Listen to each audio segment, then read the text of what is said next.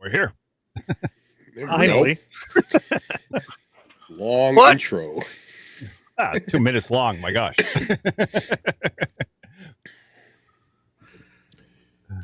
Do you want me to lead? You're on the left side. You go. I am not prepared tonight. Here. What is up, everybody? I'm Mike, N2MAK, and thank you for joining us for another Northeast Ham Radio Happy Hour. This is the show where we get together, we have drinks, I come up with ideas for t-shirts, and we talk a little ham radio in the process. So let's get this thing started. Eric, why don't you introduce yourself, brother? I'm Eric, N1JUR, and yeah, thanks for having us on tonight. It's been an insane day. I've been running around going nuts, but good to be on here. What about you, Paul? It's great to be here. I'm in the midst of reorganizing and cleaning the shack and in preparation for my shack photos. Okay. But glad to be here sharing a little bit of Elijah with you guys tonight.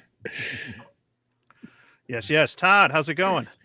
It's going good. No one told me it was going to snow today. It was, I come out of my office and roads were a little slick, but I made it home and then found out I forgot we had this until my alarm went off. I'm like, why'd my alarm go off? And I looked at my thing. I'm like, oh yeah, we got the near tonight. So here I am. And I did do a POTA. So looking forward to telling you guys about my trip to Arkansas.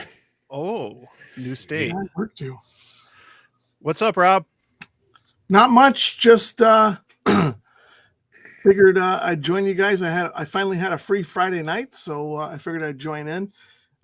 Been sick for a while too, so I'm finally not coughing. So I figured I could get through here without coughing and annoying people. And anytime I get sick, like before Christmas or Thanksgiving, it's like it kind of goes through my head. I'm like, at least I'm getting it over with now and not ruining the actual holidays part of it and stuff. But awesome.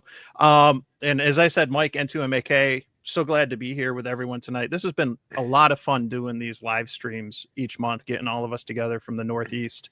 And, with it being the end of the year, there's a lot of people already talking. It's kind of like one of those year-end shows. Let's, what are we going to talk about? Well, let's talk about some of the, like our big wins, our big successes this year. Some of our failures. You can't have the good without the bad.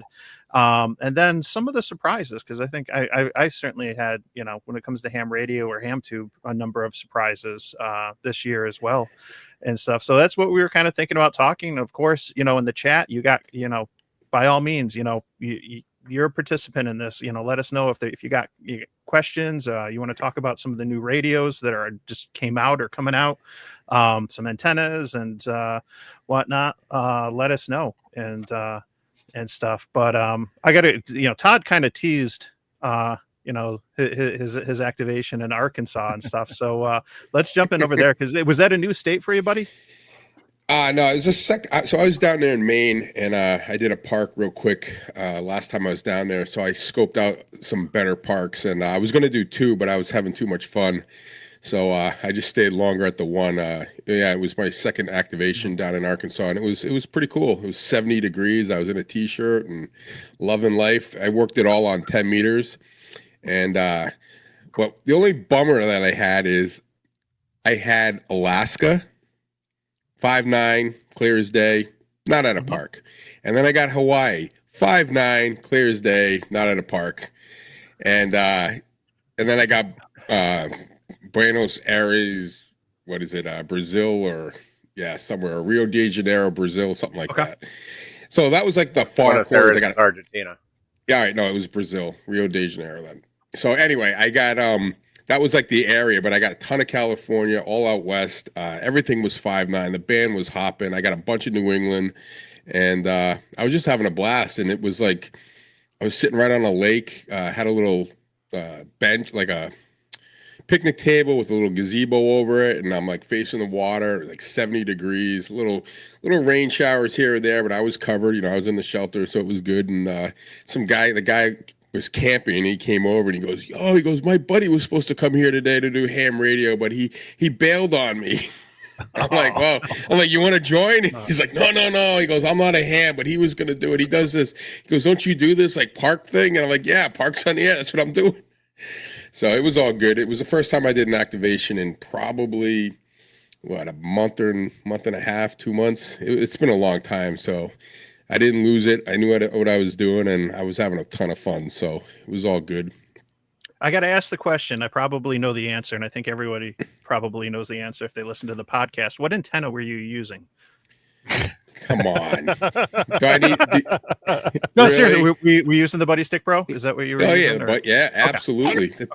Nobody got time for that. Yeah, come dude, on, that Mike. thing, Really? that thing was. I mean, it's awesome. I love that thing. Yeah, it took me. I don't think I used it on 10. That's why it's actually why I was asking. Yeah, it's the counterpoise is short, so it almost like it's I think it's the gray one, which I think is the first one, but it's kind of that was the only thing. Like when you get on 10, you have to really adjust that the height because it's almost, it doesn't have enough to get straight out, so it's kind of like going down at an angle. So okay, but yeah. I had I think my SWR was like, I think it was like I got it down to like 1 to 1.3 or 1 to 3 or whatever, so it was pretty good. Yeah, well, like, we did that. We did that soda hike, and Paul's like looking at the SWR meter. It's below 3. We're good. No problem. I'll be honest, though. I couldn't believe how. I mean, this was probably one of my clearest POTA activations I've had. I want to say like maybe 3 people weren't 5'9", and maybe they were like the worst was 5'5". There were some stations that I couldn't make out, like they'd come in and go out, like I hear them very faint and then they just disappear. But for the most part, it was just I think I got 44 contacts in like maybe 2 hours, hour and 45 minutes, something like that. So Hey, sounded good here. I worked you. You're in the log. Oh, I did? Yeah. I didn't even know I worked you. I know you didn't know it was me. Why did you say anything? Because you should know his call, my friend. That's Oh man, I'm sorry, Rob. No, I would have talked to you. I was talking to some of the people. I was I like to be incognito sometimes. It's funny. I work a lot of people. They don't know. They don't recognize my call or my voice or whatever. So I always laugh. Well, I'll work like Eric, or I'll work Bill W1WRA, and I always hear Eric as N1JUR. Well, then he does it phonetically. I'm like, say that again. Yeah. But yeah, it was fun. It was and I did it all on 10. Like normally I do like an I'll start on a different band, and if I'm having trouble or things aren't going my way, I'll switch to 20. And this one, I was having too much fun on 10. I didn't even switch, so I did the whole activation on 10, and it was good. I was testing a radio, and it was good that you came on because you're going to be in my video. Oh, really? Yeah, it's awesome. Sweet. What's up, Izzo? Hey guys, Look who dropped in. Yeah, thanks to technology. Isn't your name and technology synonymous? I don't know, it's worked in the past. Now all of a sudden it says cookies this and cookies that, disable this, enable this. I'm like, really, folks? Well, it is the holidays, Izzo, so Santa does look like cookies, right? It's either that or all because of all this drone activity. We need to heighten security. Gotten into Connecticut. Yeah, exactly. got drones flying over. Yeah, so, well, good evening, everybody. I got a good cigar. Want to hang out with some bros. Nice. So that's all I know. So, welcome to the party. And nice hat, good. John. Oh yeah, one of the best. This is a great hat. This is a great hat. You crazy guys from up north gave this to me. This is a good hat. I have to comment. We can't let this pass. Mike is literally like, his ensemble there is totally like, did you plan the hat and the shirt at the same time? Like, it's literally like same color, everything. I just got the shirt this past week. I'm obviously a Generation X 80s survivor, a big fan of Fletch. But I've had this hat for a while. I'm an Orlando Magic fan, and so, but it just looks good, and so does the background with all your stockings hanging. That was an awesome image there, my friend. That took a lot of work for sure. I actually lost the bet. I lost the bet. I didn't know if he was going to come in with a tie or a bow tie, so I lost the bet. So No, the Fletch shirt is awesome. That's, It is. It's awesome. It's great. Yeah. It's great. Can't beat them. Can't beat them. Yeah. Oh, we got another one. Marvin, what's up, buddy? Hey guys, how are you guys? We are doing good. Good. Coming into you from Linda, Wisconsin introduce today, so a little late, but better late than never. Yeah. Hey, It's cold. We're Oh. gonna have a white Christmas. We got snow on the ground here, so it's I a would hope guarantee. We're getting a little here too. Yeah, same here. Yep. Yeah, we're getting Yes. it. yeah, it's definitely starting to accumulate. Looking at the security cameras here, so I don't know. We might get more than an inch that what they're predicting. So Yeah, actually, I had to get the tractor out and do a little plowing yesterday. Oh, wow. So, yeah. So was your Wisconsin trip back home for a certain flex to be installed, or was that just a different reason? Well, about that. Yes, that was the ultimate goal, but due to some other circumstances right now, that is getting delayed till probably sometime in February, March. So, Okay. I'll have to be a spring thing now with that, unfortunately. So, I was hoping to have it installed and ready to go because I've got everything here for it except the radio itself. But it is what it is. So, yep. Very cool. So, I'll have the repeater completely up and running. That's the good thing. That'll be functional. So, I mean, it's actually functional now. I just gotta get the big antenna up tomorrow. So that's all I gotta do is get that out and get it put together, which won't be too bad. For the DR2 repeater, or what? It's a DR2 repeater, but I've got the DB224. It's a Commodore DB224 antenna. It's a commercial grade antenna for in the band. So yeah, should be pretty good. It's a very common antenna for repeaters. So it's about $12 to $1,500 antenna. It's not cheap. So, but yeah, but it's going to cover the area. There's nothing else in this area at all. So, which is good. Nice. I saw another repeater is no longer in service in the area too now. So it will be the only one back up in the area for sure. Wow. Yeah. Cool. Yeah. So everyone getting ready for Winter Field Day. It's coming up. About a month away. Yeah, we've been really busy. It's Winter Field Day. A lot of emails coming in, people asking questions. We've got working with World Radio League, and we are going to be having. You can go out and enroll now with World Radio League, and they've got I think about 30 people signed up for it so far, but they haven't started pushing it yet. Big on their side, but you can if you use their logger system at all with other contests, you can see a leaderboard. And it's active as you go throughout the contest. You can see who's getting more points and scoring and doing other things. And so that when you add objectives in there, that will boost your points as well. And so we're integrating that, and I'm going to say this with tentative remarks is basically N1MM and N3 FJP. If we can get the integration done, you can go out to their use those programs, and then it will basically use a program called Ham Connect, and it will connect into the World Radio League server, and you can use those programs and feed right into World Radio League. So we're kind of hoping that integration will get done. We don't know that it's 100% guaranteed for this year, but it's something that we're really working on, and Ham Radio Prep is working with us on that to get that done. So we'll see. So we're kind of excited about that. And we've got a couple upcoming other shows that we'll be on talking about Winter Field Day very soon here. And so, it's some cool stuff. So continue to move things forward, and it's going very well. Nice. Very cool. Very cool.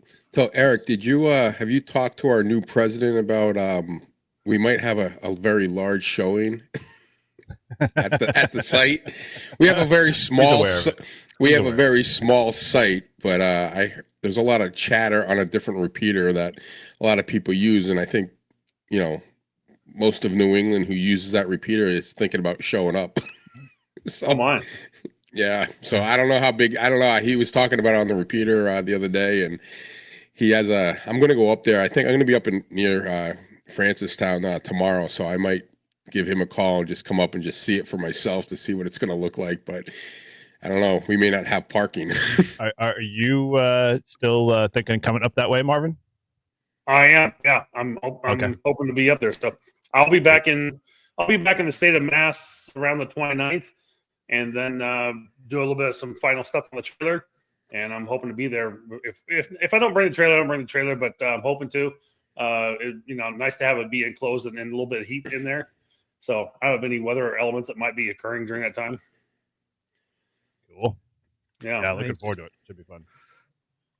Thank you to Michael and Fred, Hobbies and Humans. I know who the two of my buddies who have been out to Hamvention with. I should probably let you guys know if you maybe don't recall but it was in a video. The Believe in Belize. So this is definitely one of the successes for 2024. I always like at Hamvention to try to make contacts from the hotel room in Dayton. And so I used a CB antenna on a mag mount and worked Belize on FTA. And it was like the longest minute or two trying to make that contact. And, and Fred's in the back, back of me sitting on the bed, just chanting, I believe in Belize. I believe in Belize. Come on, you can do this. It was like the most fun just to make one contact with this, like a Bree, collapsible CB antenna. But it was on a mag mount on the air conditioner, and it's fun stuff, like that just it totally makes Hamvention. I had such a great time, and definitely looking forward to next year. But thank you, Michael and Fred, for being there.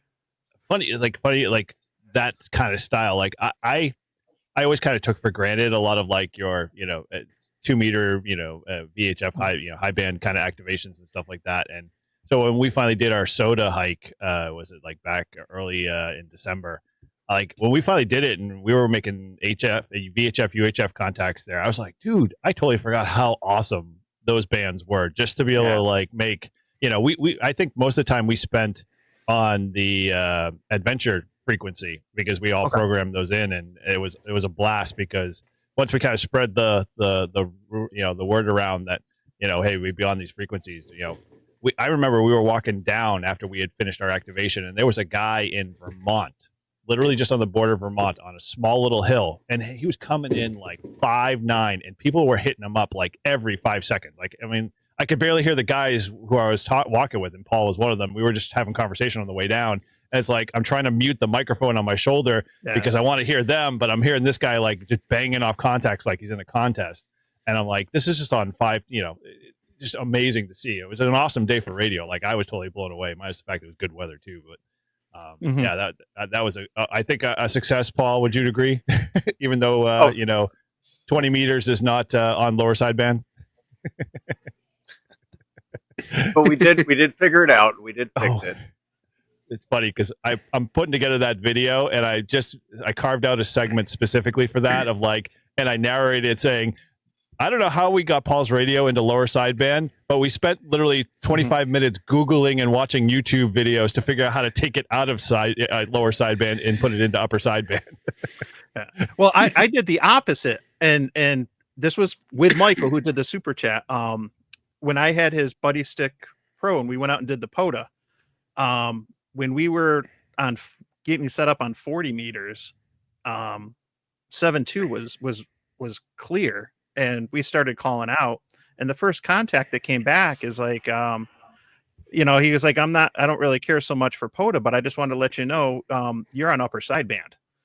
And so not only did I make a contact on 7.2, but I have a POTA contact on 7.2 upper sideband. We switched over. It was still empty, and made and got about a dozen more before the QRM started. You like to walk. That's very dangerous. That's a wild. That's worth a couple extra points. I think that could be scary. Ben and I, my son Ben and I, did it on Thanksgiving. We wanted to go out. We always go out on holidays. We'll be out on Christmas. And it's kind of a little tradition, and we'll do activations together. And on the holidays, usually don't have a lot of time, but we had a little bit of time. I'm like, let's do 40 meters because I had done 20 the last time I was out, and we wanted to get some local folks and kind of spin the dial. And 7.2 was clear, and I asked a couple times, is the frequency in use? they weren't there. And I prepped Ben, and I told him, like, listen, we this might be a little shady, you know, like we'll see what happens, you know, but he's 15, he can handle it. And you know, and sure enough, there's a little bit of like, you know, half-ass QRM and stuff. And that'll put some hair on his. But we and did it, yeah. That'll put some hair on his chest. You know that one way or another. Between that and a, I don't know if it puts it on his chest there, Izzo, but you know. He has a good father. He has a good father. His father will break it down for him. Yeah. And kids are not stupid, so. I worked you guys that day. Yes, you did. Yes, you did. Yeah. Upper sideband? 40 meters. No, I I didn't buy the book. Oh. I learned from my mistakes. But yeah, no, it's I've done it a few times, you know. I'll call out if it's open, you know, and I'm feeling in the mood, then I will. But at the end of the day, like if they're not on 7.2, the lids are going to go somewhere else. They'll just find another frequency and stuff. And so, like, at least if you know where people are going to be that you want to avoid, then you can avoid them. You know, it is what it is. They'll just go 20 kilohertz up. So, you know, yeah, it's not a big deal. Yeah. Don't go It's far. better they're there than if they drop down and they get into the portion of 40 meters below 7.2 where it's shared with Europe, and that's where people are trying to get some DX in the evening and stuff like that. Like, rather they stay up at 7.2 or above. So I'm sure they get blasted out by a few strong stations in Europe for sure. No problem. Yeah. Wow.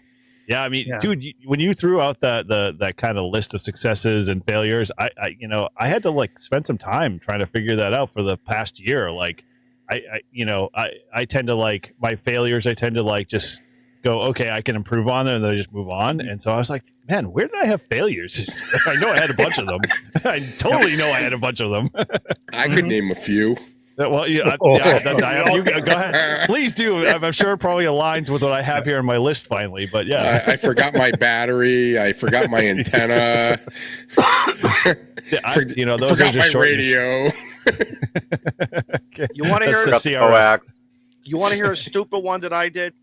Mm-hmm. Yes. So you guys, for those who don't know me, my saying, and I've been saying this for about 40 years: emergency knows no holiday. Okay. Mm-hmm. So I like to have doubles, triples, quadruples. I took an extra power cord that I made, Anderson power cord, and I said, if I ever leave my power cord, I'll keep it in the bag, in my big bag that I bring. I got to a POTA park this summer. I forgot the power cord. You start swearing every single word under the sun. You make up a few new ones, packed everything up, leave the park, start heading home, and all of a sudden I realize I have a spare already under my nose. Feeling like an idiot, pull into the rest stop where I am on Interstate 95, pull into the rest stop just to make sure enough it's there. Looped around, went back to the park, and I MF'd myself all the way until I got to the park, and I just said, shut up, and thank God you got the spare. But it was like one of those, I forgot about the spare was already there, and I could have already been making, 10, 20, 30 contacts already. I felt so stupid, but one of those, so that's how I know. So now when I look at that bag, I kind of run that mental picture of, I know what's in there. I have, all my extra connectors, a couple extra antennas, all that stuff that we pen and paper, and it's my God, how, so. Yeah. I always like to say, like, that when it comes operating portable, there's always an opportunity to learn, and it goes both ways. Like you learn what works and what's an ideal way to set up in certain situations, but you learn from mistakes. Like I forgot radios, I forgot batteries, and I've done all these things. I've got the antenna set up and only to have to take it all down and drive back home because I forgot the battery or something like that, or a cable or whatever. And that's the nice thing about POTA, SOTA, Winter Field Day, and a lot of these activities that get you out and operating. Portable I think they're fantastic ways to learn, because I'm constantly changing what gear I keep in my bag and things I carry with me and all that, and it's ham radio in general. Like it's a hobby of hobbies. It's a nonstop learning license for the year. It's funny you say that, because like learning's like I find most of I prefer to fail like a lot of my activations than I do for successes, because like when I get like 66 contacts or 100 contacts, I'm like, oh cool, that's great. But like when I fail because I forget an antenna or I'm coax connector, all of the list kind of goes on and on. Yeah. I kind of sit there and go, man, I actually learned something, and I feel better about it. Mm-hmm. And damn it, people like me too. Yeah, here's the quote right there. Experience comes from bad judgment. So, yeah, totally. Yeah. T-shirt time. Do you remember that time, Don, when Jason and Kyle came up? I forgot my power cord. Yes, that day. Yeah. Yes, I had a different power cord in the pack, and I borrowed your Leatherman, and I made it work. right. Wow. Talking about he pulled a MacGyver. He did. And now my thing has always been, if you have jumper cables, which most of us do in our vehicle, you actually have a battery. And even if you have to run the vehicle to make your 11, 12, 15 contacts, you could still make a successful activation. And another time I was thinking, how would I do it? But I was already home. But I said, let me practice. How would I do it? And then I realized, now that I've converted over to power poles, it's like on my Yaesu, I no longer have a ponytail coming out, a pony line coming out of the radio. I converted that Molex to power poles. Okay.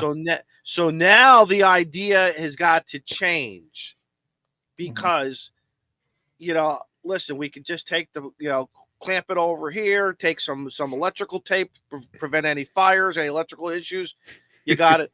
But wait a minute, how are you still going to connect this? So now I got to come up with something that has, and I'm just going to keep it in the truck. I think I'm just going to create a power pole on one end, open, maybe just throw some ring terminals on it or something, hide it in the truck, and then we have to say, don't forget you have it, and revert back to the other story I told you. It sounds like you need that Wago to power pole little converter dongy thing. It sounds like you need to carry like 25 of those around with you.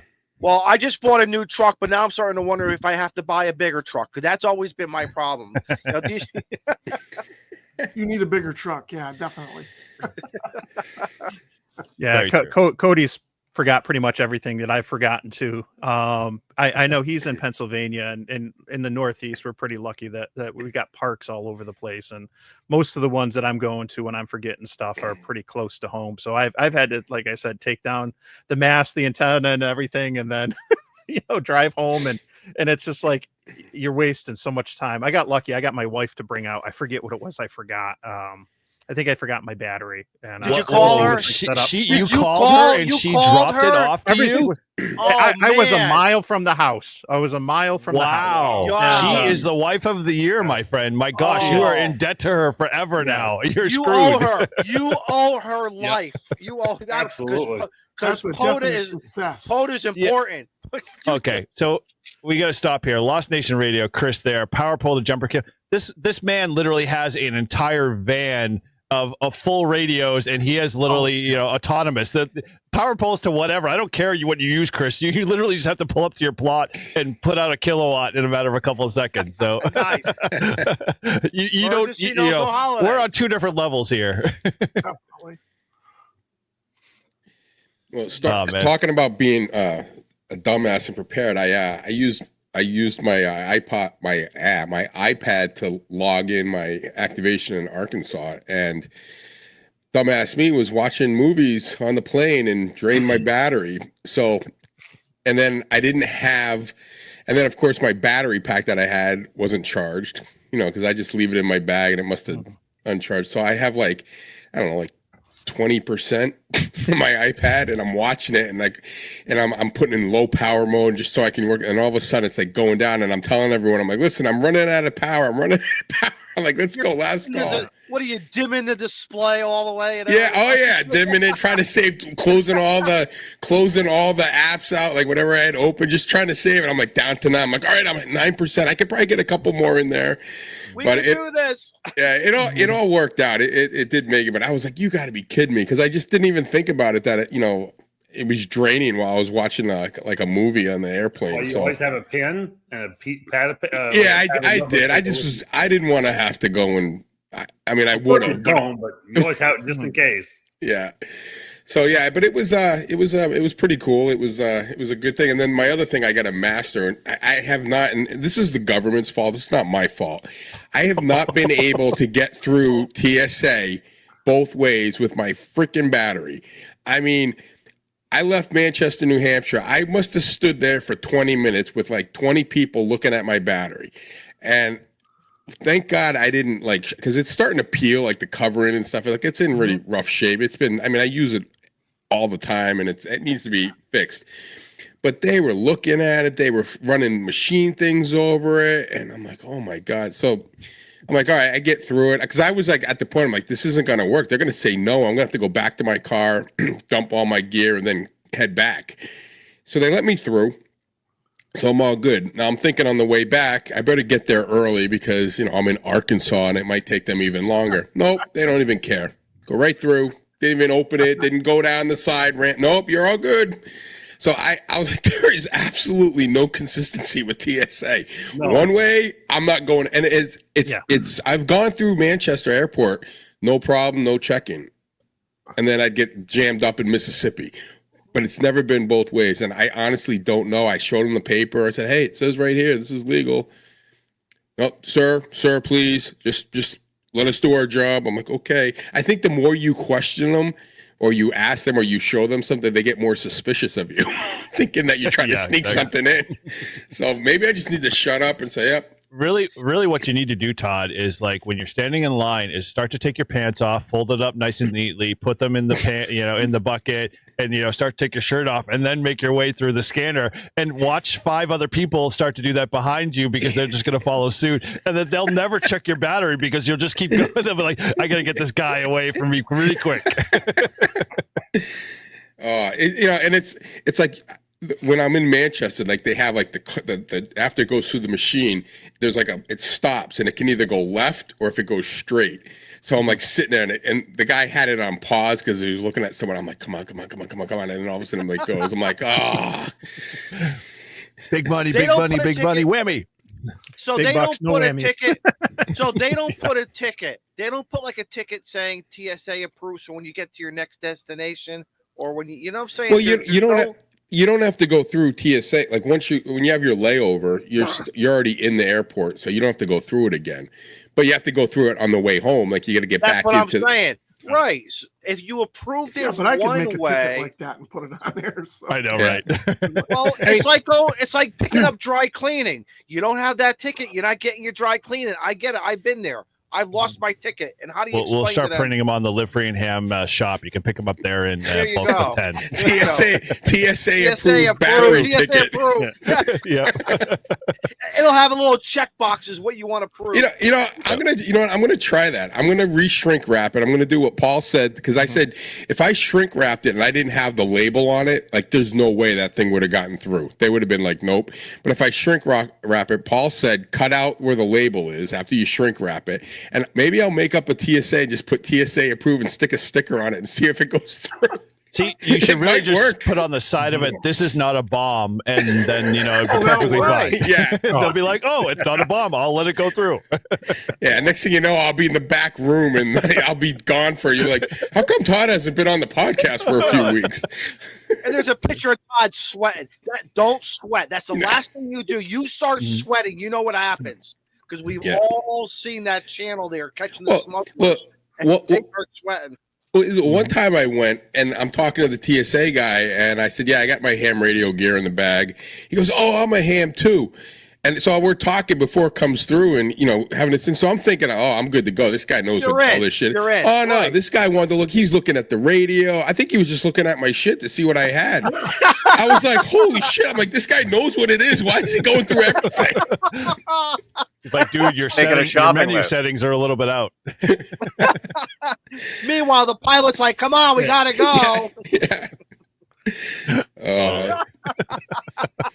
But we should have I should start like I should just have like my own podcast on encounters with the TSA. You know, you can sit there and Wow. just film people going through some of the shit that I see. I mean, it's just crazy.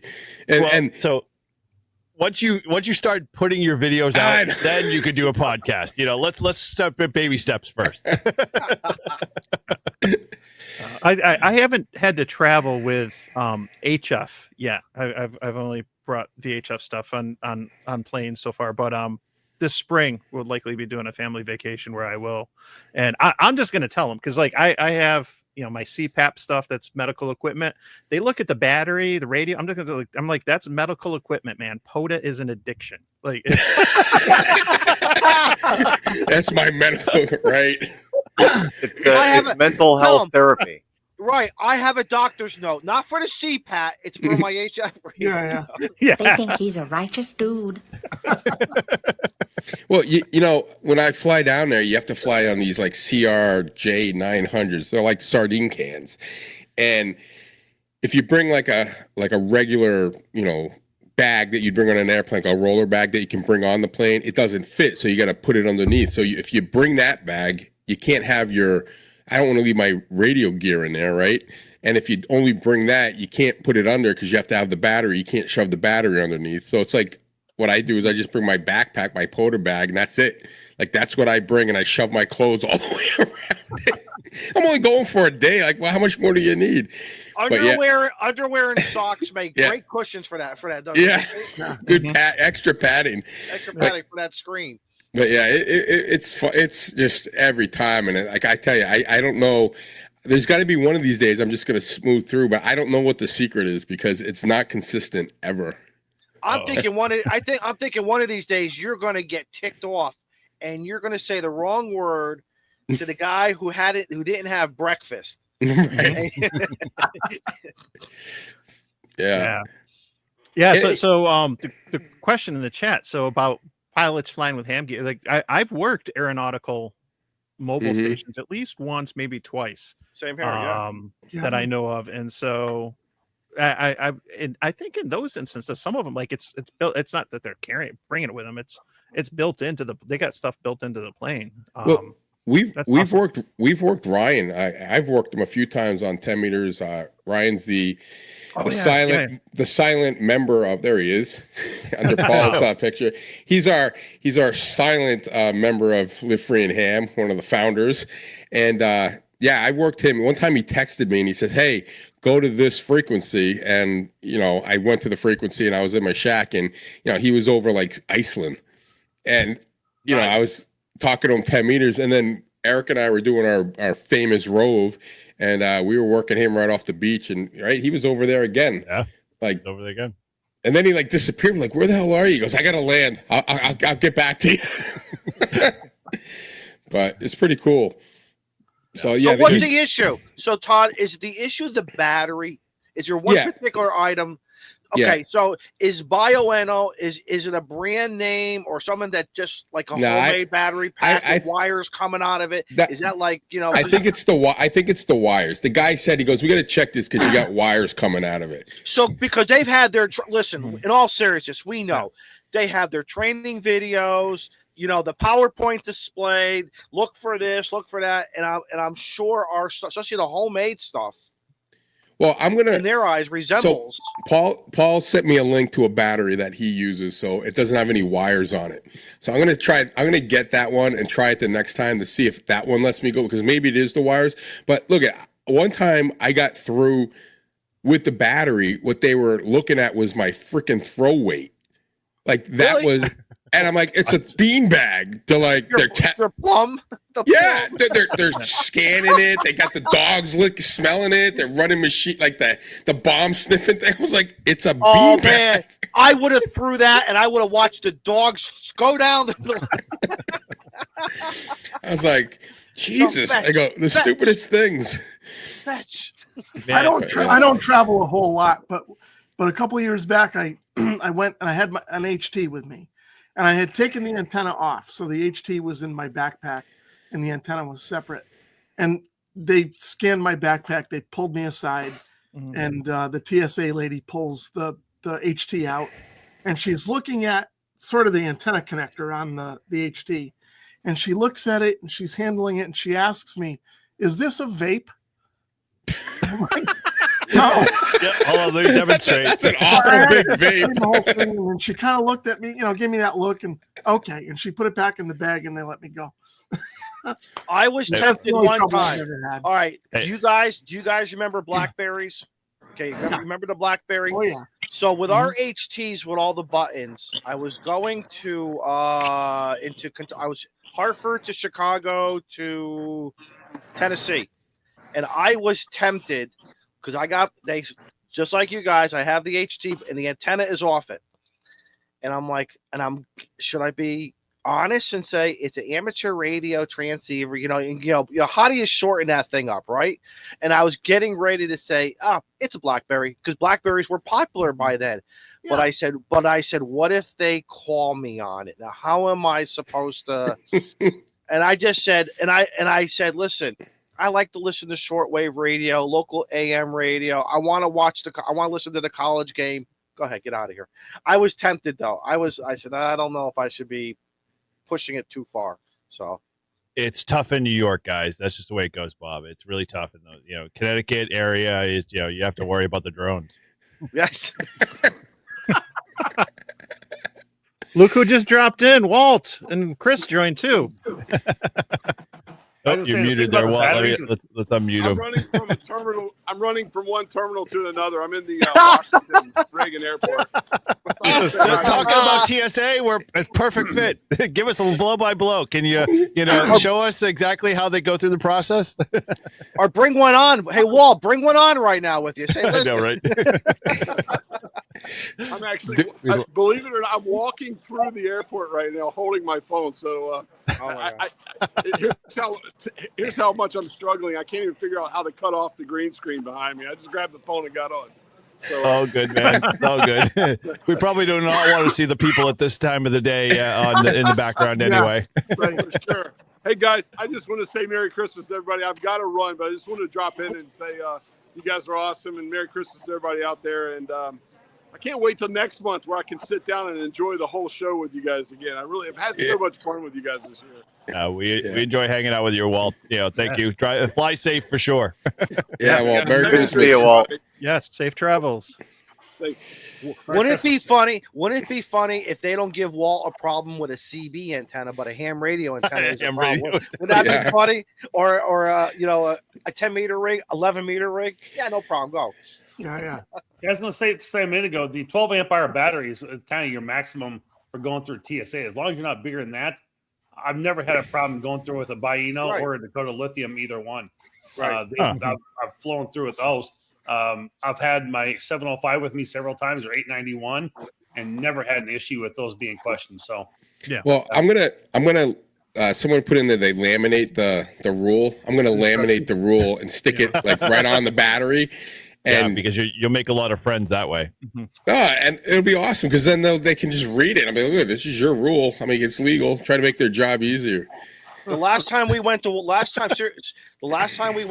Disney World, and this was pre-COVID and all that stuff. The stuff that we did not board with, sit in our luggage, and we had that little colored thing that says stuff was going through, but I did laminate a copy of my license and I just put on an 8.5 by 11. I am an amateur radio operator, certified by the FCC. This is but they did open it. And you're right, Marvin. I did have a 12 ampere hour Biono battery and the charger. So I don't know. Did it help? I don't know. But when I got to the room, everything was in there. So, I don't know, Todd, maybe you just need to buy your own airlines or just get your own plane or something. Be a lot easier. Fly us all around. Hey, listen, I've been asking Ryan, I said, I even asked him on this show, I'm like, you wouldn't be by chance flying down to Arkansas tomorrow, are you? Like just hop a ride with his boss. He's with me. He's with me. Yeah, he's my guest. Dude, they don't do TSA checks with his job. Basically, they just walk off the tarmac right into the plane and take off. So there's no checks whatsoever. Or what you got to do is get a setup like Chris and then you just drop. You don't need Yeah, to fly right. anywhere. That is Chris, thank you for joining us. Can you guys hear me? Oh yeah. You're good. Okay. Yeah, Chris, dude. First and foremost, I have to say I am super excited that you finally put out a couple of videos, dude. That was awesome stuff. I love the 3-hour video. It was perfect. I was just like, I felt like I was there. I don't know if you guys had a chance to check out his channel, but I watched him operate. It was just a regular POTA park, right? Yeah, it's 12 minutes from my house. Oh, wow. Drone footage is great. We need to set the stage, Chris. First, 12 minutes from your house, but you literally drove a kilowatt to the park and parked there and set up your antennas, and then activated with the kilowatt. Which in my mind, I'm like, It would be cheating if I did it from my house. Well, true, but so here, I don't know about you, but when the dark ages come and all of a sudden the solar cycle just plummets, I'm gonna go hang out with Chris with the kilowatt because I don't know about you, but I need the extra power. Yeah. Well, I only had a wire though. Only No gain. With no gain. True. But dude, it was good to see you make your finally first video. So I assume that's a success for you this year. We're talking to successes and whatnot. So how what's the feeling around it? I'm curious. I guess that would have to be my amateur radio success this year is overcoming my fear of hearing myself on camera and posting something, whether I like it or not. I only spent maybe 15 minutes editing the video, just learning how to edit, and just said, before the night's through, I'm gonna have something up. So it's not great, but it is what it is. We'll see where it goes. Dude, Everyone's good. got to start somewhere. Editing in itself is an adventure, right? So I put out a 4-minute video the other night, and it took me 5 hours to edit it. Great. Yeah. Hey, you're really motivating me to get my first video out. Are you serious? 4 minutes. It took you 5 hours.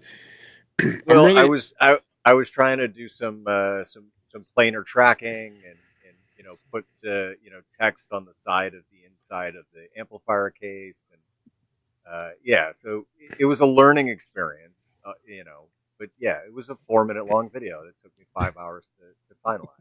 Yeah, but it was a good video. I watched it earlier. Was that your AMSR beach video? No. That was the amplifier. Oh, okay. I haven't watched that one yet. Although I have to say, I have never been turned on by ASMR, beach POTA activations until now. So just letting you know. Well, I'm glad I got a rise out of you. Oh man, Saltwater adds more than just 10 dB. That's awesome. There's the T-shirt. We can end this now. First, we got to go back to replay for that one. first there was the blue pill. Now we have salt water. See that? Yeah. How it works. It really We'll redefines put it in Walt's Walt's blue antennas. bucket, the I know, Lowe's bucket. exactly.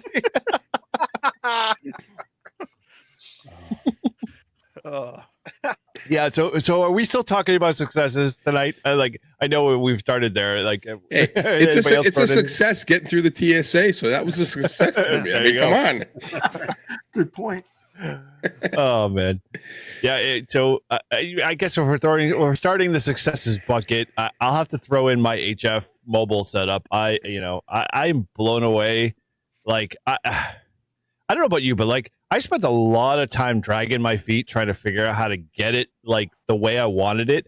But after maybe September, October timeframe, I was like, I just got to get my HF setup in my truck done because we're gonna get to winter and I'm not gonna be able to operate. Well, not that I won't be able to operate HF, but I won't be able to operate in the comfort of my truck of being able to just park it and fire up the ATAS and get going. So yeah, I was super excited to finally finish that and get that all done. And as our trusty, quiet, member of, Live Free and Ham, Ryan, who always subscribed to the ideology of buy once, cry once, I threw pretty much everything at it. So in terms of solar, in terms of battery backup, and all the other stuff. I add all the creature comforts to it, so I was pretty psyched. And actually, I did an activation, actually last week, and actually before that, I just put out a video on it, and that one I just used the ATAS, and I was hitting everywhere across the country, and people would give me 5.9s, and mostly on 20, but I was it's fun. Like, I have to say, like, having a 20, having an HF rig in the car that's just there and available is awesome. Like, that no antenna set up, just shut off the truck, power it up, and go. The hardest part is setting up the log. What you could do, Eric, is you could take my antenna, you could put it in the bed of your truck, tie it down, and you could use the awesome antenna that I use that I make all my contacts on. The ATAS. So let me rewind there a little bit. I have your antenna. It's tucked away in my saddlebag in the truck, so I have it as a backup, but I haven't gone to it yet. It's soon. I don't know why you guys hate my antenna so much. It's a great antenna. You trash on it all the time. No, I like it. I was so surprised by it when I first used it. And for those anyone joined now, the Buddy Stick Pro, that I had an extra Wolf River Coils Sporty 40. I bought it I bought it at a Hamvention like 2 years ago, and there was a problem with it. And a couple of the coils were shorted, and they've got great service. Like Gary or Terry, one of them just right away sent me out. He's like, we had problems with the batch, with a particular batch. You got a bad one. We'll send you a new one. And he said, by the way, if you want to fix it, here's what you do. And I sat on it for like a year. And and after using the Buddy Stick Pro, I'm like, hey, I got this extra Sporty 40. I have two 17-foot whips. And I took it and I just put it with a mirror mount on the deck and set it up temporarily. I had a little jumper to bypass the coil if I wanted to just do 20 and higher. And I took just a piece of wire and one of the stakes to go in the ground, one of the driveway markers, and I marked off with just some painter's tape on the wire where the radio links were for the different bands. And it was just like a semi-portable thing I left out on the deck. I would take the whip off. I use the quick disconnect. So I just pop the whip off, and when I'm not using it, put it inside. I had to, bring coax out, but it was nice in the summer to have on occasion. And whether I was using it for wind link on 40 meters or to hunt some POTA on 20 or do a local net on 10, that worked nice. And you can move the radial around and give it a little bit of directionality depending if you're trying to go south or north or whatever. So I loved it. I like the idea, and I took it down now that it started snowing and stuff, but I liked it. I like that idea a lot. And there's been other variations with the elevated radials. Quarter waves are really nice, and I guess they're a lot more efficient when you do the elevated counterpoise radials. You avoid some of the ground loss. Right. Yeah, I know. I'll have to say, I'll admit it first, and Paul, you can confess later if you feel so, led to. But like we get Todd crap all the time about his Buddy Pole Pro because that's literally his only antenna. He's got a Reliance antenna, and he has never taken it out and used it ever. Why? I have it out. Why not? When did you use it? When? I don't recall any episode we talked about it. I haven't used it. It's out. It's in my bag. But Proof. I'm just so used to using it. I don't need to be in a tree. I don't have to throw it up. I just plop it down anywhere. It takes me 5 minutes. Dude, lie to us and tell us that TSA confiscated for crying out loud. Come on. That's a bullshit excuse, man. All right, I'll use it the next activation. Yes, I'll do. Yeah. What? Like, and while you're at it, film it. Talk. Yeah. We want proof. If anything, out of like our little Livestream group, Paul is the only one who is literally a tried and true Reliance guy. I'll take my Reliance antenna every once in a while, but like I always go to my. Go ahead. Well, when I did the park with him, I was totally impressed with that antenna. I was shocked how well it worked. And I didn't he's talking about it, I didn't believe him. I'm like, yeah, it's just a wire. It's gonna be, it's not gonna be. And then I was like, oh, this is really good. It was really good. Totally. And even better is you can change bands and you don't have to touch the antenna. to You don't touch have the to get antenna. out of your seat. Yeah, but Just when I'm stay just right doing, there and you just go, no, I'll change bands. maybe I'll That's use no problem. maybe I'll do mine. I'll use it on field day, winter field day. I use mine quite a bit. But, That's dude, really great. We're going to have a ton of antennas already up on Winterfield Day. By the time you think about taking it out of your bag, you'll be like, I'm just going to use whatever's there. It'll probably be a Reliance antenna. I'm going to use my Buddy Pole Pro just to stick it to you. Just to stick it to you. I'm working 20 meters all day. The Buddy Pole Pro's got to be a really good antenna to travel with, though, because you don't need stakes. And and you can set up a tripod anywhere. Yeah, much. That's what I have. I have like one of those like little selfie sticks that turns into a tripod, and I used to use my luggage as like the hand to arm, and I just connected to that with a carabiner. But then now I don't have to bring the luggage. That's the only reason I would bring that freaking luggage bag, was to be able to raise until the a homeless guy decided to take your luggage bag and steal it from you while you're busy doing an activation. People used to like look at me. I'd be like walking through a park with my luggage, like, what is this dude doing? He's like dragging his airplane luggage through the park. Another homeless guy walking through. Yeah. Just, all you gotta do is yell at him. TSA approved. Yeah. Right. Yeah, so Cody, Buddy Hex Pro, I love my Buddy Hex. I don't take it out any other time except for field day because it takes forever to set the damn thing up. You did. We set it up and it failed, and we had to use the Buddy That was the one. Okay, let's rewind the tape here a little bit. Coming to the rescue as usual because they sent me they sent me an incorrect long length wire for 20 meters, and we couldn't figure it out. And when I emailed Buddy Pole, they were like, "Oh yeah, we sent you the wrong wire," so they sent me a new one. So it was that was a good story. We'll get them next time. That was a good one. Eric and I went to this park. I hadn't activated it yet, so we were pretty excited. They just got the antenna. We spent all the time setting it up, and we get to the end. I'm like, "This doesn't work. Like something's wrong." And it was getting like we were like 2 hours trying to figure the thing out, and they were like, "Screw it, we'll just bring out the Buddy Pole Pro." And then we activated the park in like 20 minutes, and we were done. Mm-hmm. Yeah, that was shame, tuck the tail, but we learned. I learned, I should say. But yeah, I don't take my Buddy Hex Pro with me, Buddy Hex, everywhere because it's too much. It's a lot of work, for sure. But it's an awesome antenna. Eric, how long does it take you to set up your Buddy Hex?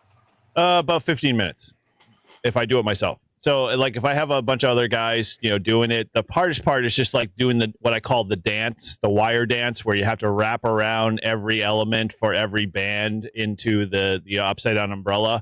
But once you get somebody doing that, it's just a matter of clip, and just run through. And that's like kind of like the most hardest process, or most time consuming process, I should say. So, but once it's up, the only problem, man, and I can't wait till Buddy Pro, and I keep hearing that they've got something going out, but when they figure out how to do a Bluetooth module to plug in, so you can actually rotate the antenna from like where you're currently sitting and residing, that's the first thing I'm buying, because like if I want to rotate the antenna to be able to use it, I have to get up from where I'm at, run across halfway wherever the antenna is, and then crank it and yell to the person, "Hey, do you hear what you're looking for?" And then, we stop. And so, it's a first world problem, but it's a small minor issue.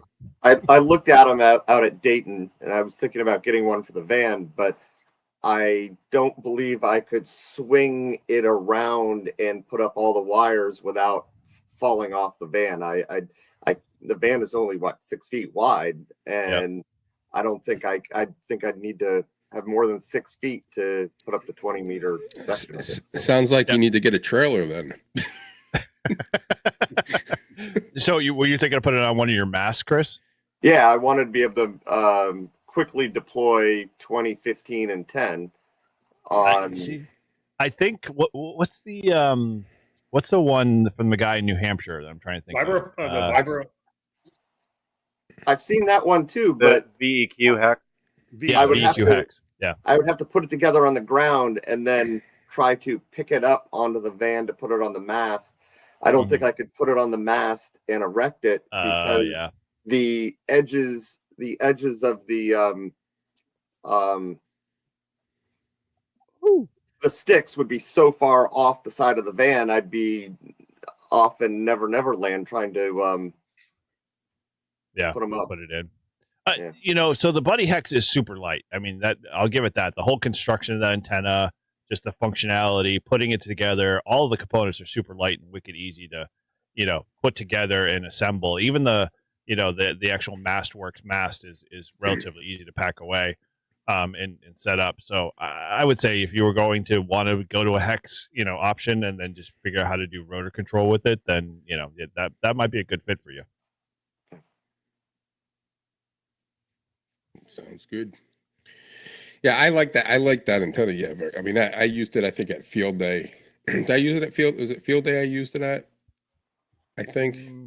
Not maybe. I don't know. Is that when is that when the finals died? Your finals blew, yes, and you were making contacts to Pennsylvania. Yeah, and I was yeah, and I was using I was using that antenna.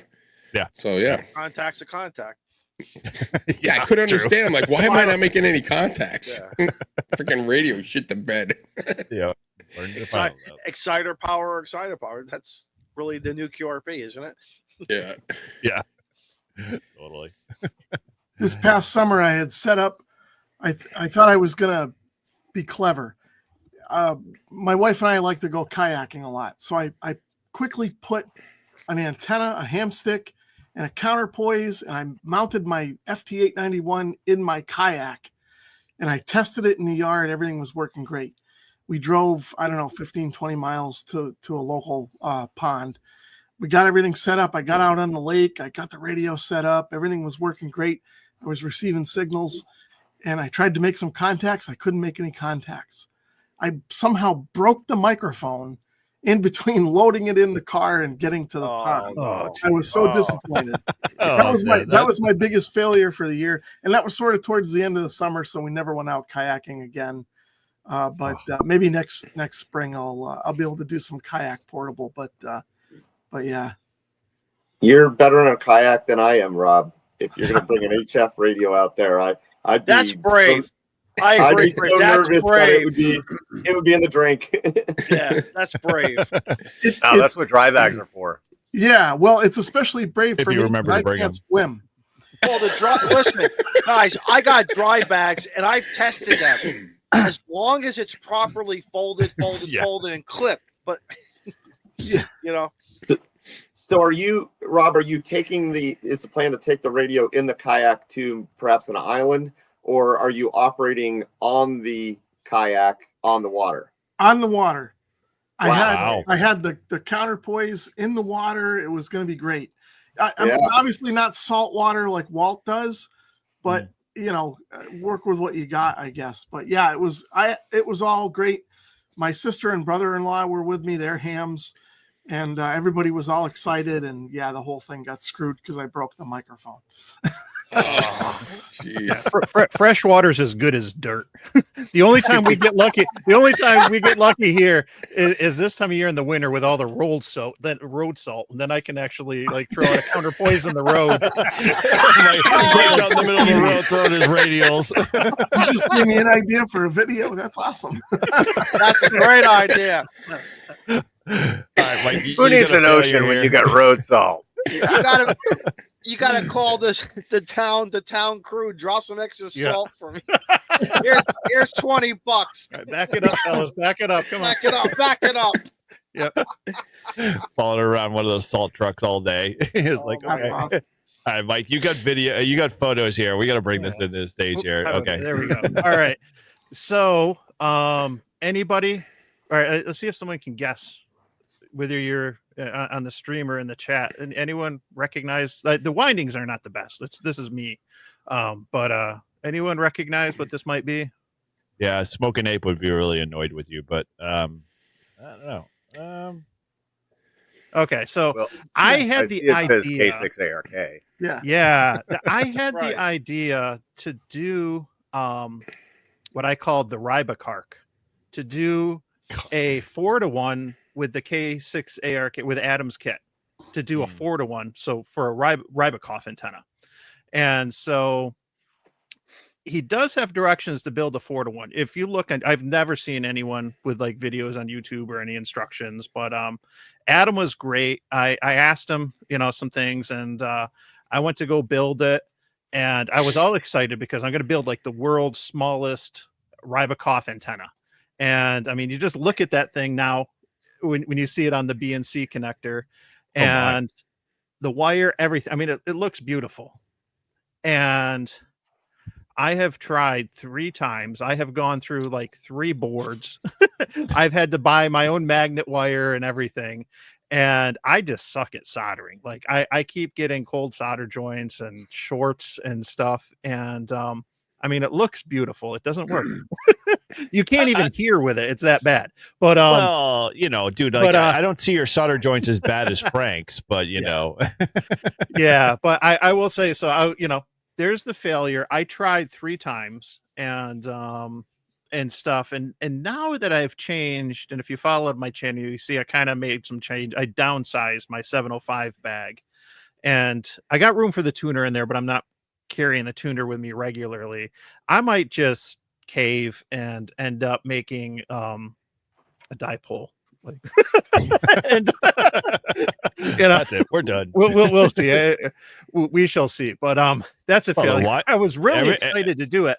And like I said, Adam was great. When I had my first issue, I sent him that photo, and let's see, I got to go back.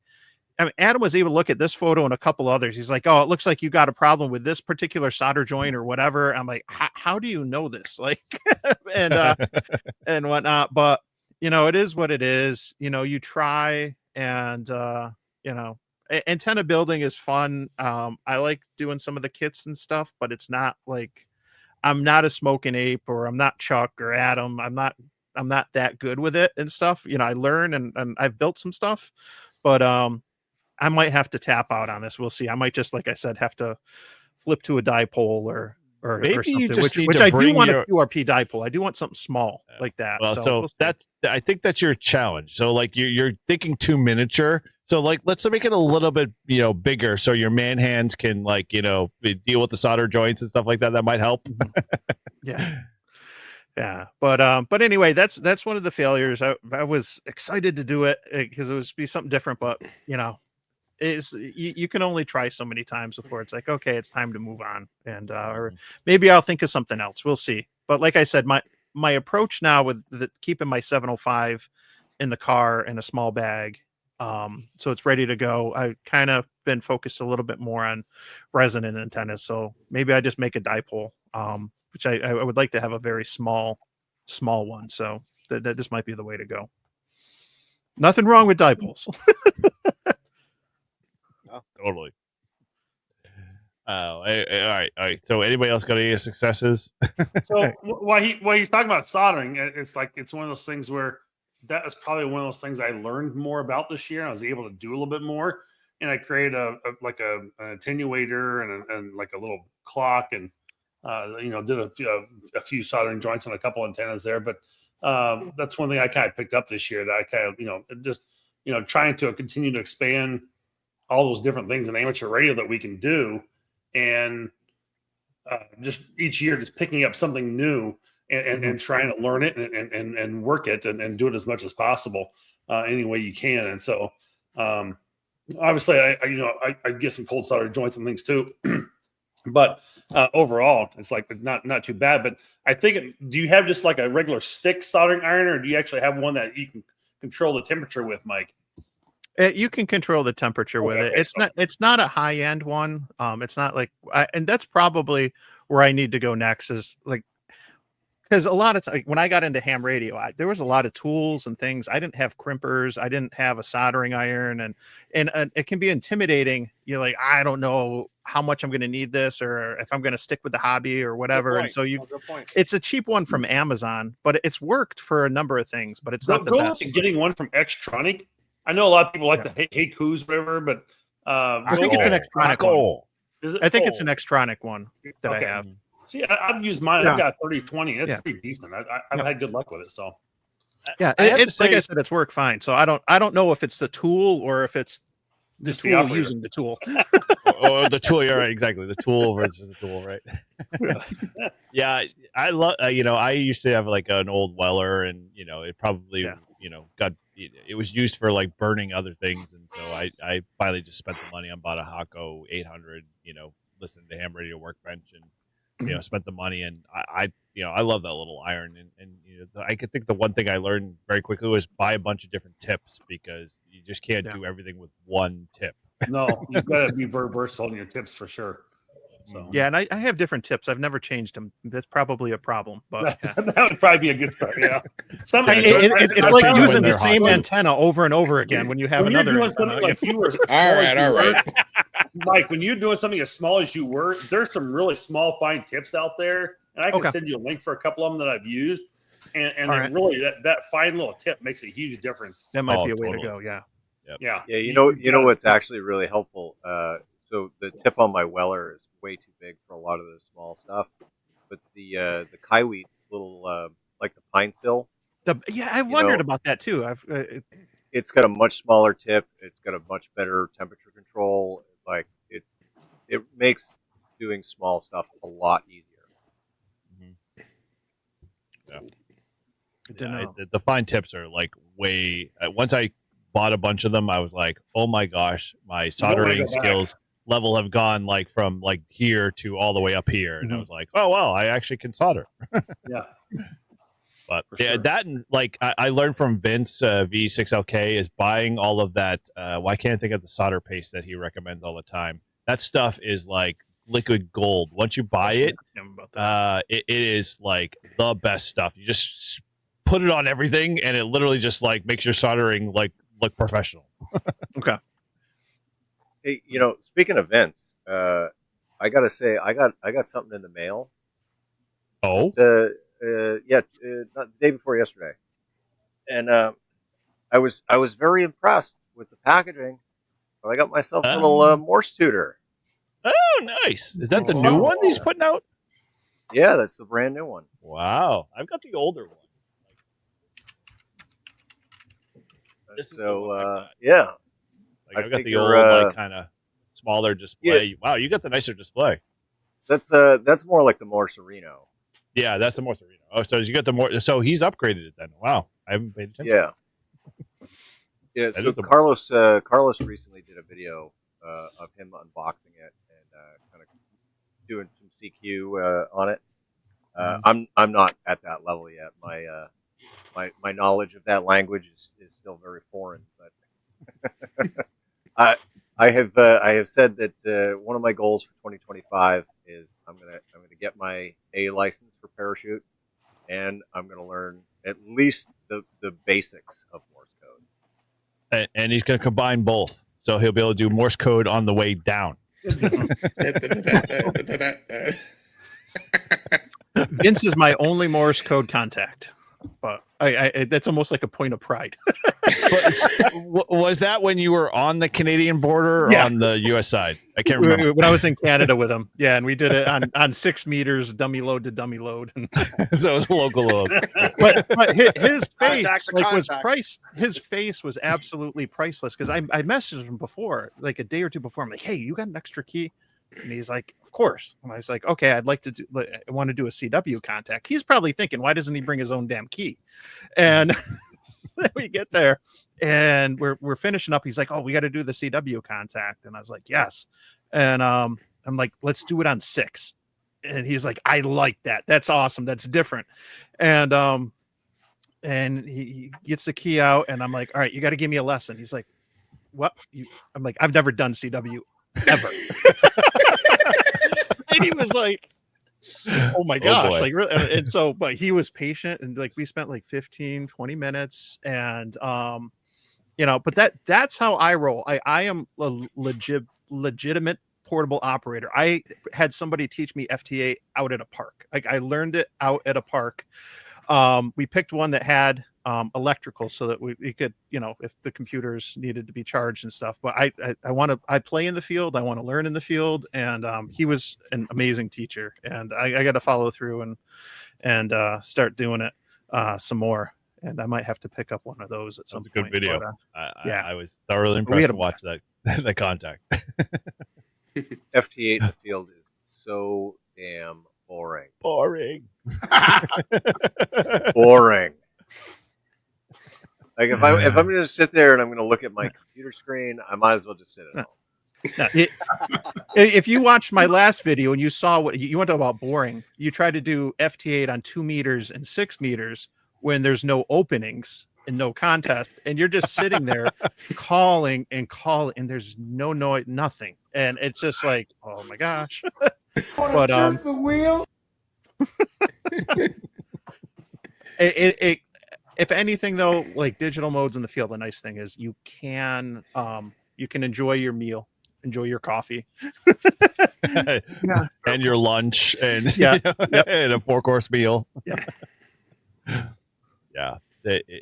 I don't know how a lot of these guys, like a few parks that I've seen, like they rack up like 6,000-7,000 contacts there, and I'm just like, that's all FT8. Like, dude, Yeah. that's a lot of quiet.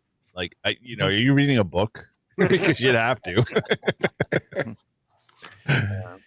Now, I did do this year on Winter Field Day, and my problem with Winter Field Day is it's during basketball season, and so I'm still waiting for the January schedule for my son.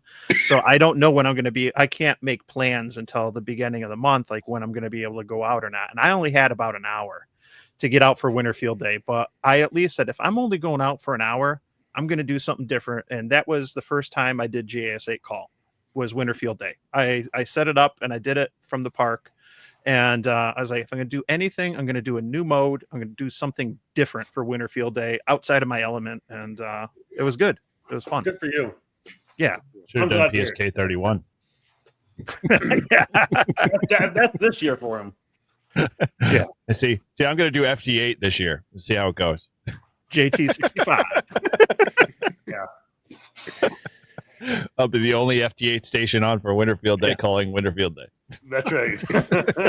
Actually, you might have a couple of roamers out there that, just decide they want to do it because they can. The rebels, the rogues, the guys that, hey, we're going to rack up the points and not get points for it. But anyway.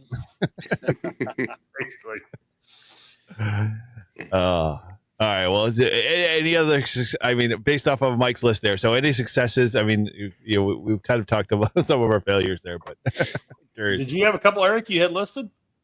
Well, so like I had some, but they're kind of weak in terms of like successes. I mean, obviously, I mentioned the winter soda hike, which I thought was a blast. Like, I still haven't finished putting that video out, and I have to say, hanging out, it's always awesome when you can get together with a bunch of guys and be able to just go out and do something like hiking and be able to, pretty much do that portion. But then at the very end, you radio is always like one of my like highlights. So like whatever it is, whatever mode, whatever, activity it is, as long as the radio is kind of a part of it, I always just like, it just makes that day much better. And so, Winterfield, that winter soda hike was always a big highlight for me. And it kind of spurred me on. It actually spurred a couple of guys on in our club because now they're actually going out and doing more Winterfield Day. I keep saying Winterfield Day.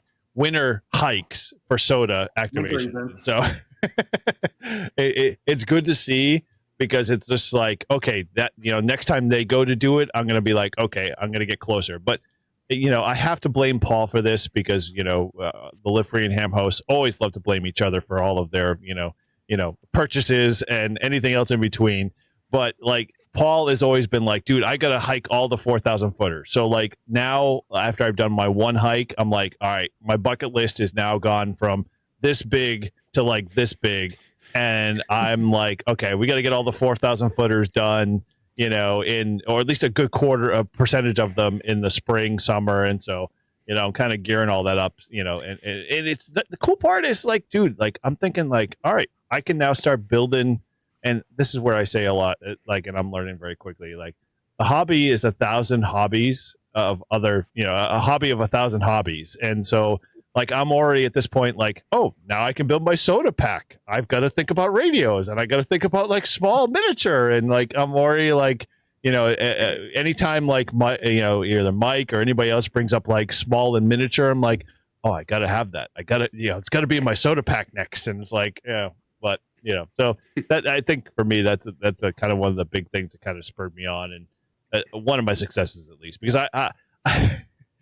I'm not going to put in the video that I'm releasing, but there was a section where I did a confession in the video, and I'm not going to release it, but I was like, dude, I'm turning 50 in January, and I'm like, the two guys that I was with, Paul and Keith, KC10ZK, both of those guys are younger than me, and they were like 50 miles ahead of me, and there was only a 2-mile trail. It was like you watch the video, and if you can catch it, you'll see that I was lagging at a certain point, and I was like huffing and puffing, and there was a section in there that I was stripping down, and actually I referred to him. I happened to be wearing Mike's AM shirt at the time, and I'm like, Mike, I'm sorry, I got to take your AM shirt off because I'm sweating to death.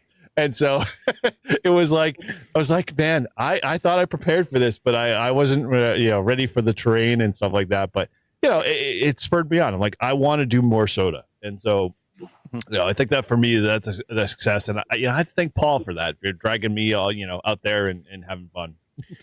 Good thing I didn't go with you. You guys still be on the mountain, or at least I would be. I airlifted out. I mean, like, where's Todd? He's still working his way up. 2-mile trail. Eric, how long? It's not the current legs of voltage; it's the general legs, the extras. Are yeah. There you go.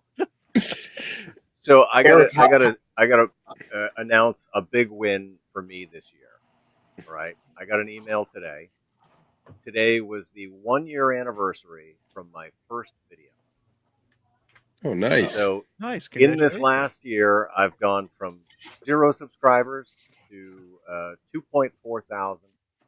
Wow. I put out, I think I'm up to like 120 videos for the year. Oh, you're looking at your YouTube stats? I got to pull that back up again. I'm going off my memory here. I'm not looking at it, but I want to say it's about 120 videos for the year. Just absolutely fantastic year for me getting my start in YouTube, and I got to say I couldn't have done any of this without all of you. So thank you for helping me have my big win for the year. I want to back Paul. Raise a glass to you. Too. Yeah, absolutely. Congratulations, Paul, on a great job. Well done there. I am 3 subscribers from 100 this year. I started my YouTube in January, but I just surpassed. I'm about 10,000, a little over 10,000 downloads, not 10,300, I think it was today, for my podcast. And I'm 2 more episodes away from 50. So I'm hoping to get those done yet before the end of the year here.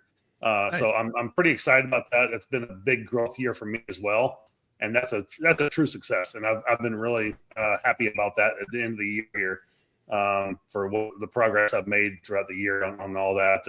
And I continue to have listeners from all over the world, and it just amazes me when I see some of those other foreign countries pop in there, and it's only maybe again 1% or maybe 2 or 3 people, but it's still just that it's somewhere outside the U.S. It's like it's growing that much. So it's really cool. So yeah.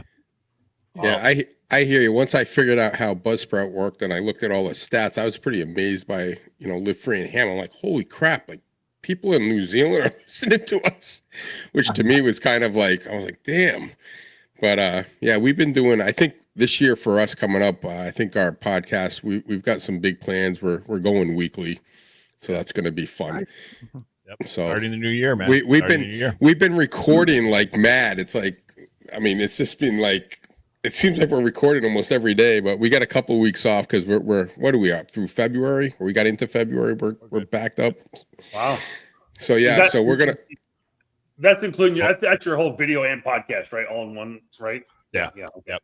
Yeah, because we just take the podcast like and just throw it out there. It's not like it's a special video or anything. Right. But well, it sort of is. They get to listen to your, complaining and moaning and groaning about, work and whatnot. Again, you got to be a Patreon member for that to be able to hear, the pains and the just be glad I didn't say anything today. I had a lot of bad news today at work. We're not going to get into it. Well, I'm sure we'll cover it on Sunday. Yeah. Which we're not recording. Remember, we're not recording, right? But no, I've been pretty. I've been looking at it, and I had some. One of the guys showed up at the club, wanted to talk to me at a club meeting, wanted to talk about POTA, and he recognized my voice. He goes, "Do you do a podcast?" And I was pretty psyched. I'm like, "Holy crap! Someone recognized." I'm like getting famous too, because like Eric and Paul now, you can't get on the radio without someone knowing them. So it's been everybody fun. Just loves my dog. Yeah. And everyone wishes I have a dog. Every time we do an activation, it's like, hey, why doesn't Eric have a dog? I'm like, because Paul's the one that has the dog. Yeah. What it is. And I'm hoping to get my extra. I'm up to, what is it? Step or section 6. I'm Sub-element at 6. sub-element 6. I'm at 86%, so I might be moving on to Moving on 7. up. What'd you say? Moving on I'm up. I'm getting there.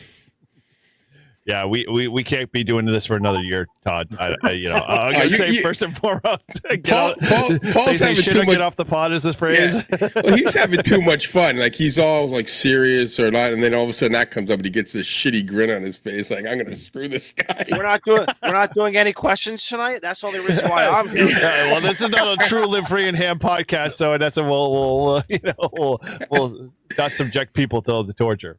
I got to share this real quick. So Michael W2 MVP in the chat. He hobbies and humans. He's on the cover of the extra book, the new one that just came out. I took that photo. We took some photos a couple hamventions ago. We did a POTA on Presque Isle on Lake Erie in Pennsylvania. It was gorgeous, and got some nice photos of us playing radio on the beach. And the league reached out and they're like, "Hey, can we pay you to use some of the photos?" I was like, "Of course." Wow.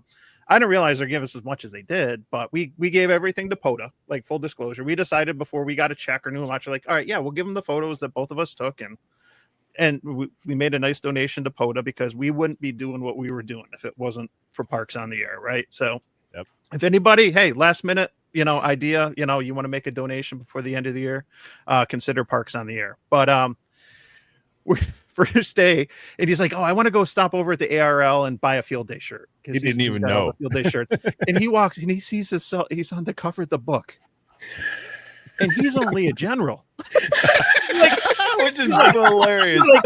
So he needs the book. Nice. He buys the book, and then when he's like checking out or whatever, he's like, "Hey, it's me on the cover." And so they gave him like the study guide or the little book, whatever they sell with it, like for they're like, "All right, take this for free." They should have given him an extra just for that purpose, because they should have fact checked that one first. That's awesome. Yeah, dude, man. Well, that kind of dovetails to like what we've been doing with Northeast Ham Radio. I mean, I love hanging out with you guys. It's always fun once a month to be able to just like not have any agenda and just come and hang out with you guys and spend some time, talking about stuff in the Northeast, because hey, ham radio in the Northeast in general is it's alive and well, dude. And I'm pretty psyched to hang out with you guys once a month, be able to do this stuff. Yeah. Likewise. Yeah. So. See, Todd, you're not alone. KD2 WLN says I'm riding him about his extra too. Cody KD2 WL, he was my first contact on 60 meters. I recognize his call. Wow. Well, if I'm thinking of who it is, Cody. That's Cody. He was at Fort Drum for a while, and he used to Fort Dummer.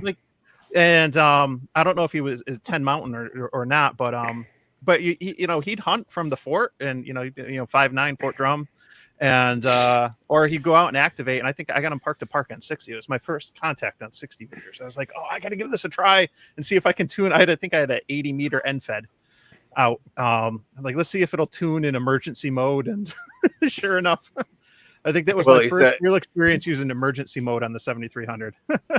He's a little bit further away now. He's in Southern California, he's not like on the left you coast. You can still get him. Yeah.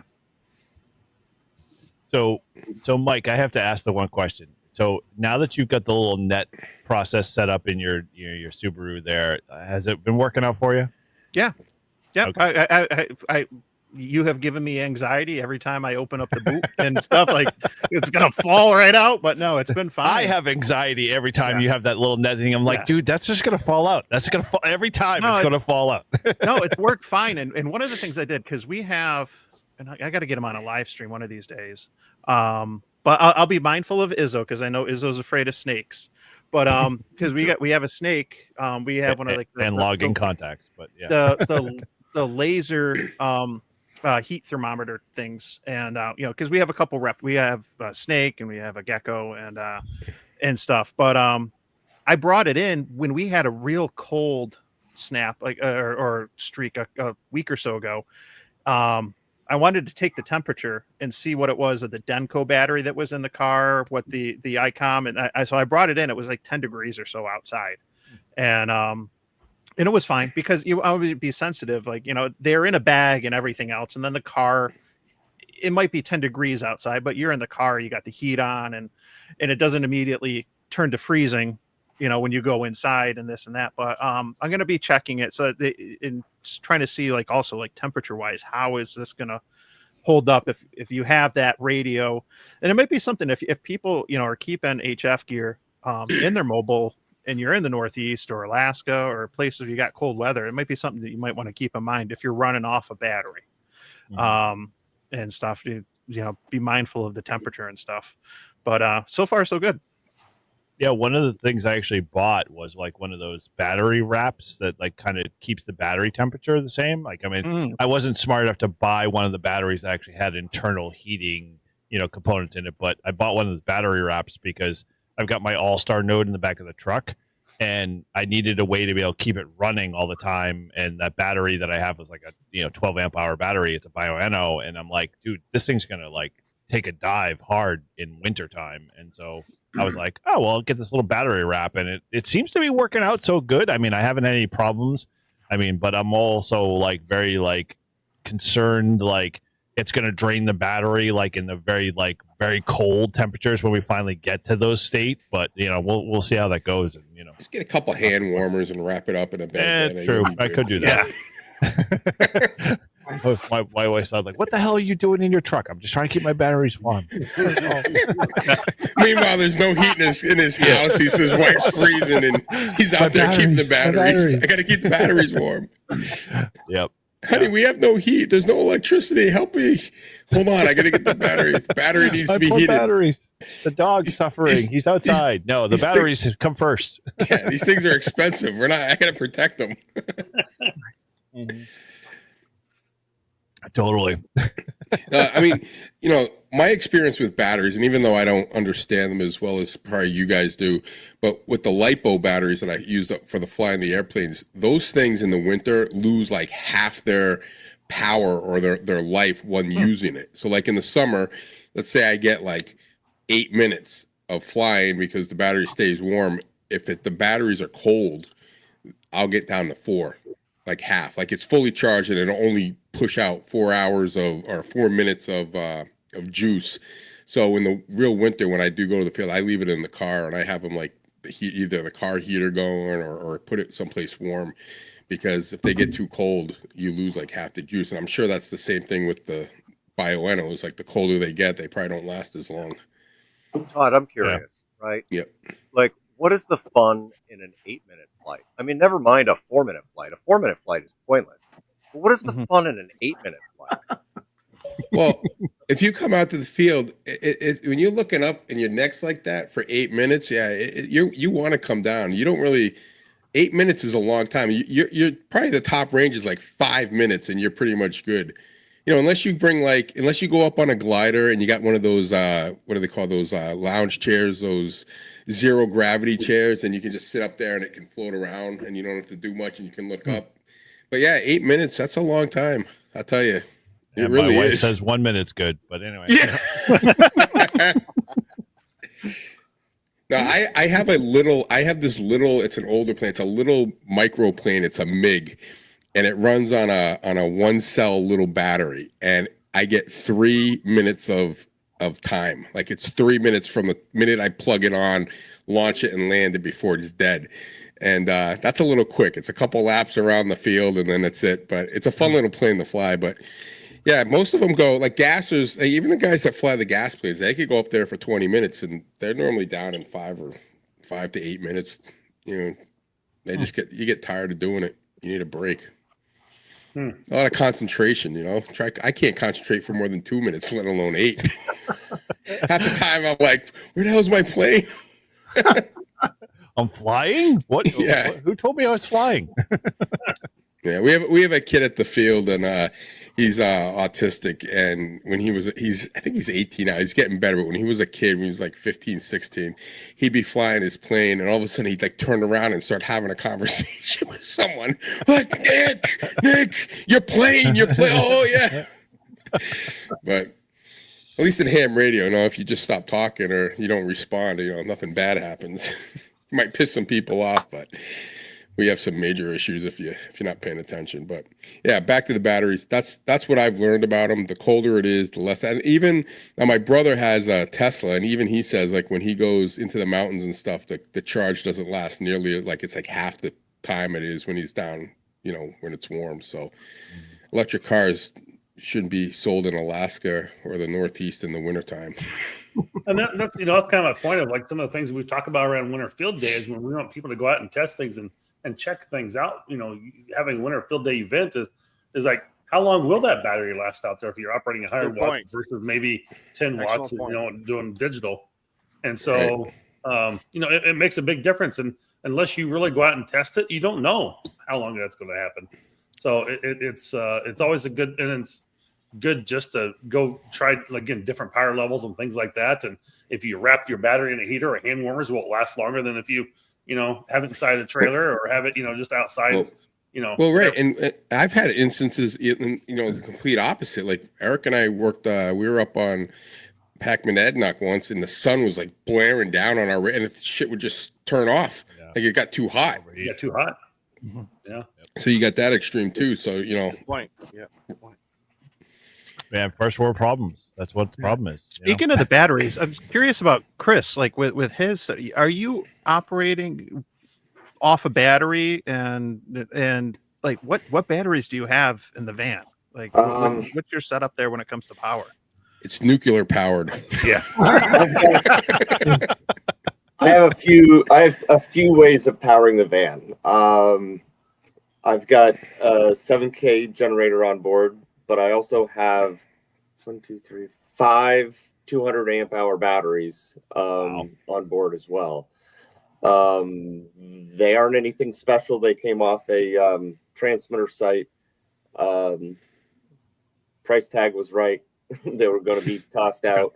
And got a charger on them. They charge off the vehicle while I'm driving. They charge off the generator when the generator is running, and that's about it. I can't tell you too much about them. But I did have a question for Marvin, if I could jump in real quick. Marvin, you're the winter field day guru, right? That's right. Okay. So I head out with my van on generator power. What am I? What classification am I? It'll be mobile. You are a misnomer. You are an anomaly. You can be mobile. I guess you could do indoors, but I'd classify it as mobile. Okay. You can literally pick that up and just, whether you're like a trailer or an RV, you could, in your van situation, you can pick it up and move and go somewhere else with it if you needed to. So you're now a mobile classification. So if you're in an RV and you throw up an antenna on the RV, you are considered mobile, even though you're not moving? Okay. Yes. We're going to be activating the van with the club this winter, and just want to make sure I have that correct. So where are you doing this? Because I might take a little detour from our winter field day to head that way. So we'll be in Middlesex, Vermont, at someone's house on a very long driveway, sitting about, I think it's around 1,800 vertical feet. Sounds like us. So we'll literally be like 100 feet below you because we're at like 1,700 feet. So on a long driveway, pretty much. So how many in this group will have internet? Is there any way we could do a live stream of all of the? We will be live streaming. Yes. Okay. Can we throw that together on this group? Let's offline talk about that and see if we can do some live tandem live streaming, because I think that would be really cool to do. Okay. Izzo, you coming up? Band down by the river. Exactly. Are you coming up more on the mountain, but yeah. The Chris Farley class. I love it. Yeah. Dude, there we go. There we go. Now you've opened up the class structure. Cool. You have to be within 100 feet of the river. Right, exactly. Dude, that is awesome. a new class we're going to do. The Chris Farley. It doesn't matter the power level. Just run the Chris Farley class. I need to get a purple sports jacket. Yes. Wasn't that what he was wearing? Yep. How do you get Fletch class? You're a huge embarrassing failure. There you go. All right. Prepared totally. Oh man, yeah, dude, that would be awesome. You should just like introduce like a specific class for Chris Farley class. I'm all for that. Gotta be 100 feet of a river. That would Gotta totally be in a confuse lot van of people. down by the river. Maybe we'll create that as an objective for next year. You got to operate near a river within 100 feet. Oh, dude, I would be all over that one, guaranteed. We should just start at Chris Farley's on the air. Like, as long as you're 100 feet from a river, it doesn't have to be like a state park or anything. Just see as long as it has river in the name. I'm doing CFOTA. Sorry, what's CFOTA? Chris Farley on the air. CQC photo. CQC photo. Our club. Well, so Eric, you could get the rail trail. Right? Oh, dude, that would be you're awesome. working on It's the kilo, right by a pond. Yeah. right next to the Nashua River. Yeah. Oh, dude. Yeah, I'm all over that. We got to do that. Our club here in Vermont wanted to do breweries on the air. Oh, dude, Ooh. I'm all for that. Come on, dude. Awesome. That would be awesome. Like in the parking lots. Dude, I'm doing it inside the brewery. I don't care about it in the parking lots. I mean, New England weather sucks. So An being hour able to do into that. the activation in your shit face. You work PX, you need to take a drink. If you work 5-9, whatever, dude. I don't care. work a new state, you need to take a drink. Oh, dude. Oh, your audio cut out there. Your audio died, Izzo. Dude, breweries on the air. We got to work that one. That's going to be awesome. We should do that during the the $20 antenna challenge. That is a bonus category. Do it. Oh, you got to have extra points if you make a antenna out of beer cans. Oh, dude. I was just gonna say that what Mike said. The distilleries on the air. That's exactly. Yeah. If you can tune up a basically a still pot, you get extra points. So you could do a rove. It'd be like doing a no I rove think of breweries. if you do a brewery, a distillery, and a winery. Or we'll throw in cideries just for the hell of it. Like if you do those 4 in the same day, and it's not a rove, we're going to call it a bender. And dude, you got a gold mine here. This is awesome. We can do it. We're gonna flush this out after offline, and we're gonna come back to this next month, and we're gonna launch this. This is awesome. Bender. We'll finish at LaBelle Winery. Dude, Right. the Bender Award would be awesome. Yeah. most work breweries. And I guess like at the end, instead of like saying QRT or whatever at the end, it becomes like CQ Uber. Dude, that's awesome. A designated driver will be like an extra few points. Yeah. Dude, oh man, we gotta work that one. All right, yeah. Sadly, now I've got more things to do on my plate. Thanks, Mike. Oh man. All right, well, no voice keyer allowed because you need to be able to not slur your speech. Exactly. You gotta be able to make the contact clearly. That's worth 4 points right there. Oh man. Fucking Jody. That's awesome. So totally, dude. Oh man. Well, that is totally opened up a whole entire, market. Excuse me, I need somebody sober to blow into my radio. Wait. That's new switch. You've got power out, SWR, and your blood alcohol level. ABC. Be able to blend them too. Yeah. I blew a 1.9, so I'm only limited to 10 watts. 10 watts. So 2 RP. Oh dude, man, this is awesome.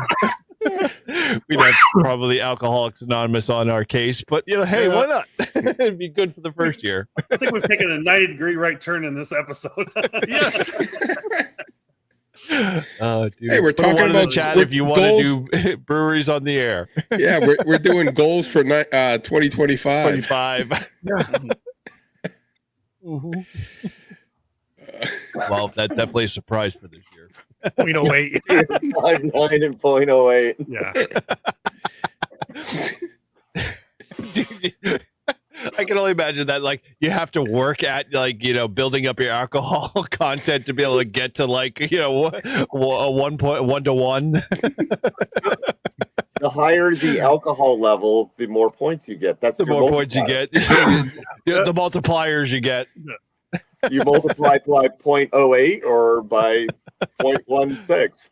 Oh God, man, that would be horrible. 0.23. How do you confirm that level? Like, when you submit your logs, like, what do you submit as an addendum, like a police report? It'd be like fertilizer report. It'll be like exactly. it'll be like breaking news. 3,000 ham radio operators died of alcohol poisoning doing their breweries on the air. Breweries on the air. They just wouldn't stop. Oh, one more contact. Gotta keep going, honey. I'm sorry. It's gonna kill ham radio. Oh, dude, that is gold. I gotta work that one. I don't know how I'm gonna work that one, but it's gonna be a lot of work for that one. Our club call sign over here, and we'll be using it in Winter Field Day, is W1BD. That's Whiskey One Beer Drinker. Oh, dude, that's awesome. That's an easy one to work CW and voice. Oh, dude, that'd be awesome. Oh man, dude. So Izzo, are you coming up to hang out with us on Winter Field Day? You got plans down there? No, you're a little buzzy there. Yeah, feedback. All right, sir. Loose wire or something, Izzo. Just unplug it, plug it back in. He's going to chat. It works every time. Reboot. Yeah, it's something to do with this mic. Yep. Radio Shack. Relax. No. You're still buzzing there, bud. Yeah. You got some time to work on it, no problem. We'll keep plugging away. So just call Ape, and Ape will tell you to unplug it and plug it back in. With a Mix 31. With the Mix 31. At least 12 wraps. Double wrapped. Yep. Insulated. Izzo's always in an ice hut. He is the quintessential ice hut. Oh man. So what have we covered? Ferrites, Batman. Yep. I don't know. Anybody got any interesting surprises or failures they want to throw in the ring that we haven't talked about? I'll mention this. This is a little cheesy, but this was like definitely one of like the most like heartwarming things that happened to me this year, and it was earlier in the beginning of the year. I did a live stream, late shift, and it was clearly, and we've all worked kids before when kids have gotten on the air and stuff, and so I worked a kid and got an email later that night or the next day from the ham saying, "Oh, thank you so much for working my kid." They were bragging about being on YouTube all night and kept rewatching it and everything and stuff, and which was nice. I'm like, "Oh, that's great." I'll send you out a QSL card. And so QSL card, I actually had stickers at the time and put like, I think a couple stickers in the envelope. And I wrote in hand on the back of the card, like a note to the child, just saying, dear so-and-so, you sounded great on the air. Hopefully, one day you'll get your license. That my son got his license when he was 11. And it's something that, you can totally do. Ham radio is a lot of fun, and we hope to get more kids like you in the hobby, and just like a quick note like that, right? Send it out. And a couple days later, after they got it back, and the father was like, "Oh my gosh, that meant so much to the kid. And he had said that the kid struggles with reading and some intellectual things and stuff, and like it just is like you have no idea. Like, and that was just like, oh, and you get that email, and it's just like, we're out there just having fun, playing on the radio, throwing stuff on YouTube. We're amateurs, we don't know what we're doing or whatever, but it's always special when you get like that feedback from somebody who watches a video or works you on the air, or somebody in the club that you interact with, and you encourage them to do something that they wouldn't do, or you have just that much of a positive impact and everything. At the end of it, it was like, it beats getting, 1 million likes and subscribers and everything else. When you get, those comments and stuff, because we all get the comments and we know we've made it when we get a comment down below that's like, the music's too loud. And but you get like those positive things like, oh yeah, this is cool, I'm gonna go try and build this antenna, or I never thought about that, I'm gonna give this a try, and or whatever. That means so much, and at the end of the day, like that, just, it was a surprise, and I was like, that's just that made my day. Like I was showing my wife, I'm like, look at this email that I got, and so that was a nice way to start the year. It was back in the winter. That it was, like I said, it was a surprise, a success, whatever you want to call it. But that was special. Yeah, dude, I think you hit the nail on the head. I think probably some of us at some level have all experienced kind of that. And I think it's I hate to get mushy, but it's like, it's heartwarming, because it's like really kind of why we do our channels. Yep. Like, I mean, I'm not here for the money. We all know we're not making millions. We're not going to get there, anytime soon. But when I hang out with Todd and Paul and talk about ham radio, and people see us, and like the kids that we bump into, they're like, "Oh, dude, I knew who you are." It's like it just makes like that much, that more experience that much better. But more so, like I'm all about like making, like you said, Mike, the hobby the more important part of it. Like the connections and the radio and all that aspect. I say it. And it's cheesy, but I say it's the people that make ham radio awesome. It's not the antenna, it's not the radio, it's not the coax or whatever. Good coax, good antennas, good radios help, but at the end of the day, it's the people. And when you go out to some of the larger ham fests, if you go to a Hamcation, a Hamvention, or you go down to Huntsville and these things, and you see everybody, and you see these people you interact with on the air and online, and you just realize it's the people at the end of the day. That's what makes this hobby special, is the people, and it's helping each other out, along the way. I had a lot of Elmers that encouraged me to continue on and go beyond being just a tech, and I've been very fortunate. Not everyone has good clubs and good support systems where they are and stuff, and I've always tried. After that, I realized like what I have is special, but I want to try to ham it forward and help others along the way and be there for them too. I hear you, Mike. I mean, I was like you. I didn't expect to get anything past the tech, and then I met Eric, and now look at I'm on this, doing live streams and podcasts and hanging out with people. I mean, I've met so many people that I would have never met, and it's really just, it's cool. And our goal, and at least when Eric and I first started talking about doing the podcast, was just, hey, let's just promote ham radio and get it out there, and it's good.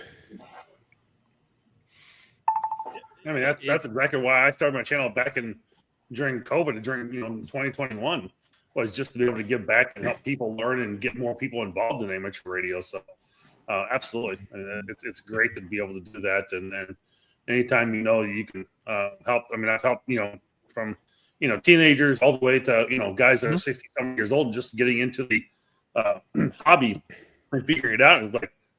And when I left Tennessee and moved up here, and I had one guy kept calling me once in a while, and it was great. And he goes, "Man, you're the reason I stayed with the club, and I got an amateur radio." So it's cool when you can hear those messages for sure. Yeah, absolutely. Yeah, this past fall, I finally got my. Well, he's 13 now, but he was 12 at the time. I got my 12-year-old son to finally make his first ham radio contact. Oh, dude, nice. Awesome. That was pretty good. He's a lot of I'm one of the leaders of his scout troop. He's into the scouting and stuff, but he never really got interested in the radio, but we did Jamboree on the air. Okay. And we got a couple of his buddies there, and finally got him on the air. So that was probably my proudest moment for the year. Well, so Rob, I can't. Well, we'll see how this works. So, in essence, I'm turning 50, and so I don't know if you can actually see this. Look at that. You might know what that symbol looks like. Oh yeah, there you go. Yep. So, is that a Decepticon? What is that? So I turned 50, and so one of the things like I did with my kids when they turned 18 was like rite of passage. Get, you want a tattoo, get your tattoo. So they've all got their own tattoo. So I said, when I turn 50, I'm going to get my tattoo. And so this is just a start, but in essence, this is the Eagle Scout, because I am an Eagle Scout, and this is basically the Eagle Scout medal. It's going to be wrapped in a couple other things, and I got a few others, but you'll have to tune to my channel to check that out. But I had a couple of hours they were able to fit me in. And so he started that work on, the Eagle Scout medal. But for me, like being in scouting, that's kind of where my ham radio journey kind of started. So like, I totally get, when, you're supporting that kind of aspect of it. And that's kind of why, like with my club, I push hard to get into the 4-H and scouting and Girl Scouting and stuff like that, because it's important. Because like ham radio is an awesome gateway to be able to get people into STEM and a bunch of other stuff. And it's just, I love the fact that I can talk in radio, and like, being able to share that with people who have no idea like about it at all is just like an eye-opening experience. And I'm just like totally blown away by it. So yeah, dude, it's awesome that you're, he's focused on scouting, and, and you're definitely a part of that. So, my dad definitely helped that process too. So, although I have to say, when I go down to our Christmas Eve party, my dad is not a big tattoo guy. So this one's going to be one of those things that's like, we'll see how it goes over. You're going to be wearing a long sleeve? Yeah. No. I mean, I'll definitely be like, hey, Dad, check this out. But in essence, it'll be one of those things like, oh, I can't believe, But at the same time, it's Eagle Scout, because he never got to be an Eagle Scout. So he always pushed his boys, my brother and I, to be Eagle Scouts. And we're both Eagle Scouts. So, it's kind of like one of those things that, it's a good thing. But at the same time, I got a lot out of it with radio side too. So, I totally understand that. Yeah, likewise. I wanted to do scouting when I was in high school, and I couldn't do it for various reasons. And so I'm glad my son is interested in sticking with it, and I'm kind of prodding him along. But yeah, as far as the ham radio goes, he's not really interested, but we got him on the air, so that's all that matters. That's so awesome. That was cool. Oh, And a couple of the other scouts too, and it, you never know, 20 years from now, these boys might look back and say, yeah, I remember doing that one time when I was in scouts. Maybe I'll pick that up, and you never know. One of the things that I've learned, or I've experienced, is number one, some people don't even know what ham radio is, or they've heard about it, or it's some old thing old people do or whatever. But people at work were like, I was telling them about like ham radio, like, oh, that's kind of cool. I wish I could see that. So I turned on my iPad and connected to the Flex, and I started saying, this is how you do it. I go, you want to make a contact to, Europe? Here we go. And they were just like amazed by it. And I said, it's actually really fun. I said, and anyone can do it. So it's funny, because now I go into work and they keep asking, like, oh, how's that ham radio? Did you do ham radio in Arkansas? I'm like, oh yeah, that's why I went, and I'm ready to go down to Florida, wherever else you guys want to send me, because that's why I go down there.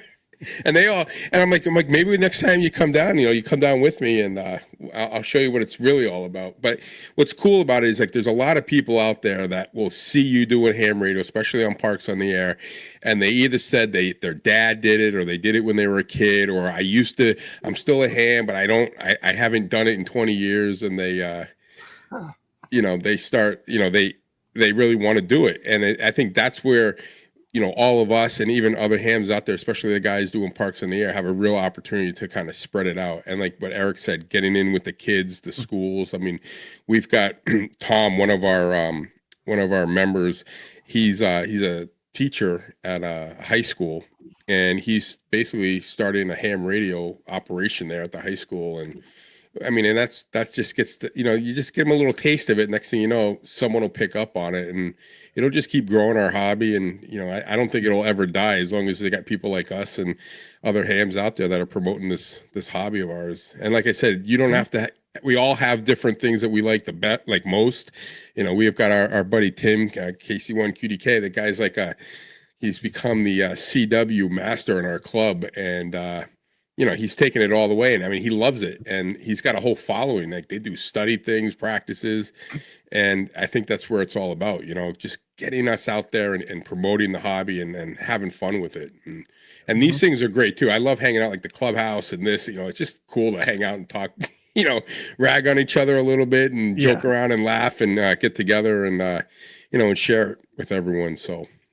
Yeah, it's one of those things where I have to give a kind of a little bit of a funny story here and kind of a success is. So when I first got married 25 years ago almost, I was doing ham radio stuff. I told my wife, I said, well, you should get a ham radio. And she's like, no, I'm not going to get a ham radio. I took her to a ham fest. And of course, I had a bunch of old guys there. And it's like, she calls them stinky old guys with no teeth. And like, I'm not getting to be a part of this at all. Right. And so it was like, she knew I enjoyed doing ham radio. I did it for many, many years. And I think it was back in 2022. Well, because then we started getting cell phones about early 2000s. It's like, we'll just use the cell phone. We talk back and forth. Well, that was fine. But then back in about 2022, we actually did a local technician course at our local ham club in Tennessee, where I was. And she took the technician course and got her license, and she passed right off the bat. I think she did more just to prove to me that she could do it, because she was always part of the group when we were doing the general class or the extra class. She'd cook food for the group and that sort of thing. And I'd be hosting it in my house, in my garage, or in my little room. I had a big drop-down theater screen. And so anyway, she knew a lot of the questions and heard me talking about all these things over the years. Well, this past field day, she came down to visit that late afternoon, early evening. And I actually got her on the air as a technician to work ham radio for the first time. And she made a great HF contact, and she did a great job. I kind of coached her along the way, but I got the video of that. And that was, I'll be honest, that was my most exciting part of 2024, is that I got my wife on the air to make an HF contact, and she did a really good job. And then the other part, a few of you may have heard, if you listen to my podcast, you hear a commercial about ABR Industries on there, and she's actually the first part of that commercial. Okay. That was my wife actually doing part of my podcast. I was going to say, I thought I heard her voice. So it's pretty cool. She does a great job with it. So it's fun to have her kind of get involved with that a little bit too. And as much as she's been like pushing me the whole way to, I'm not, keeping me at arm's length. I think she's slowly starting to warm up to it and knows that's really my passion. And I really enjoy doing it. I have a lot of fun. And it's like, I told her, hey, we can go to dinner tonight. Or, if you want to go to the basketball game and visit nieces and nephews, that's fine. I said, I'm going to hop on with the ham radio guys and do the New England ham radio thing. But you want to do it's like, you go do your thing. I know you enjoy doing it. Have fun with it. And I'll see you later. It's like, okay. So, but it was just cool to get her on the air and then be able to get her on the podcast a little bit too. So that was a big They success. think he's a righteous dude. Thanks, Eric. But it's pretty cool when you get your spouse involved and you can get your wife to talk on the air. That's a huge accomplishment in 25 years. Yeah, that's a big win there, Marvin. So, that's a win for sure. So when that happens on our podcast, Marvin, the world exploded and everything has come to an end because we've had all of our wives on. Yeah. All right. Well, so were you ready to kick things off here, Mike? So let's do this here. We are gathered here today to force this man. I think you must do something. You got to pass the initiation. Well, what is this? We doing a new secret handshake now? Let the initiation begin. You want in? But first, you must look me straight in the eye and answer one simple question. He must be on his own ham radio. Step right up, step right. Sensitive, and if this is what you want, we as a family support your decision. Okay, it's time to cast your votes now. You pay now. Now. Called ham, since I enjoy ham radio. So it's official. Y'all are card-carrying lifesavers. Well, there we go. So we know that Izzo always walks us, on a ham radio clubhouse. He always inflicts the pain to all the new members to be able to vote them into the club. And we haven't done that to Izzo here. And even Chris, Chris can't escape this here. So, we all enjoy you guys coming to hang out with us, and you are official, and we need to vote you kind of in. So Mike has prepared a good list of questions here that we're going to both grill, Izzo and Chris on. And, you got to answer in order to be able to be inducted into the Northeast Ham Radio there. So without further ado, Mike, please. Izzo, is your mic working?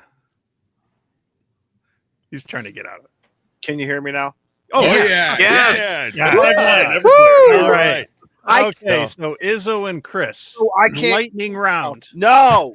Yes. The answer is always yes, Izzo. So, fair is fair. And Chris. Fair is fair.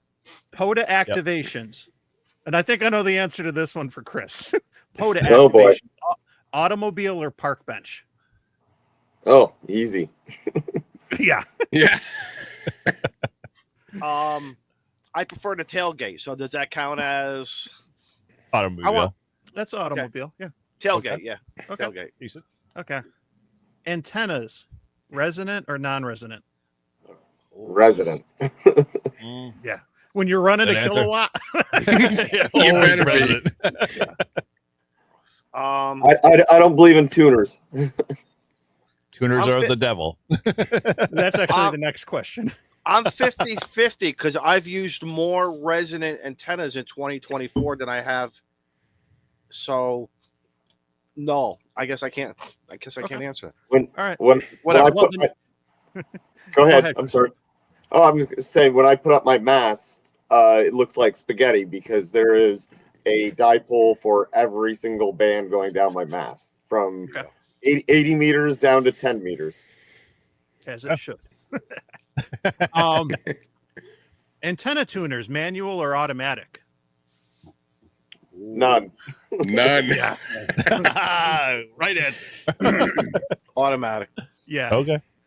I do have a manual tuner for a legal limit one, but it's not used that often. All right. Just looks pretty. You've proven your worth as hams. Now, Yep.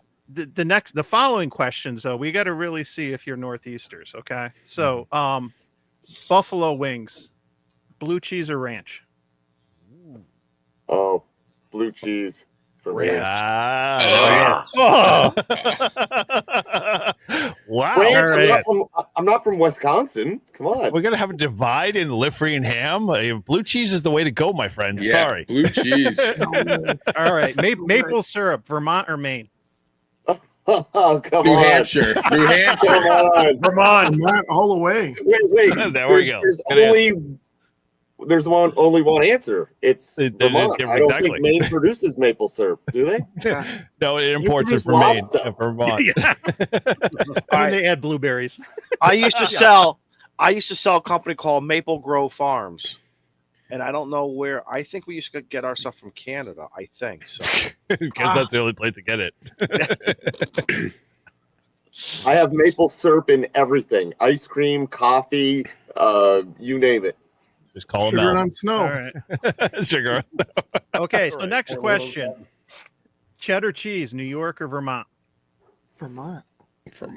Our cheese is better than your cheese, but our football team sucks. One football team. Okay. Lobster, boiled or lobster roll? One. Me personally, either way, who cares? It's lobster. That's a trick question. That's a trick question, though. Isn't the lobster roll boiled anyway? Yeah, pretty much. I'll have lobster meat with scrambled eggs. I don't care. That's all right. Coffee, Dunkin' or Starbucks? Oh, Dunkin'. Okay, Chris is a friend. Got it. Starbucks is just dirty sock water. Yeah, there you go, Chris. Expensive dirty sock water. Yeah. Yes. Well, Dunkin' ain't much cheaper anymore. I know. I'm not going to be thrown out. I'm not a coffee drinker. Am I going to get thrown out of this? No. Out of this No. So, as long as you just go Dunkin's, you're fine. Well, I'll do their dragon fruit with green tea. Does that count, or does that make me? That works. My son does that. Yep. Yeah, I love that. I like that green tea. Okay, what about weather? Summer or winter? Winter. Ooh. Summer. Yeah, I'm with the summer. Yeah. I'm All winter, right. baby. I hate some winter. Beach or mountains for where you'd live? Beach or mountains? Now that you're intentionally moving to New Hampshire eventually, Izzo, answer wisely. No, because I like it all. I am the most flexible guy. I like versatility. I get tired of one, and I live 2,000 feet from the beach here. But there are times when I want to get away, but other times I don't know. I'm weird, But you got someone like Chris who's literally everywhere is mountains. There's no beach in Vermont. There's nothing. Beaches there is in Maine though, right? Yeah, true. Get the river edge. New Hampshire, you got both?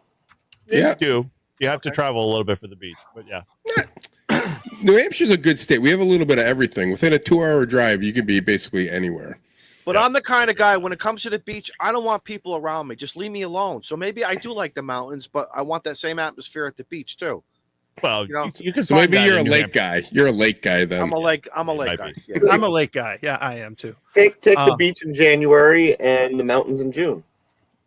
What happened to the question? What happened to the questions of chicken, fish, or steak?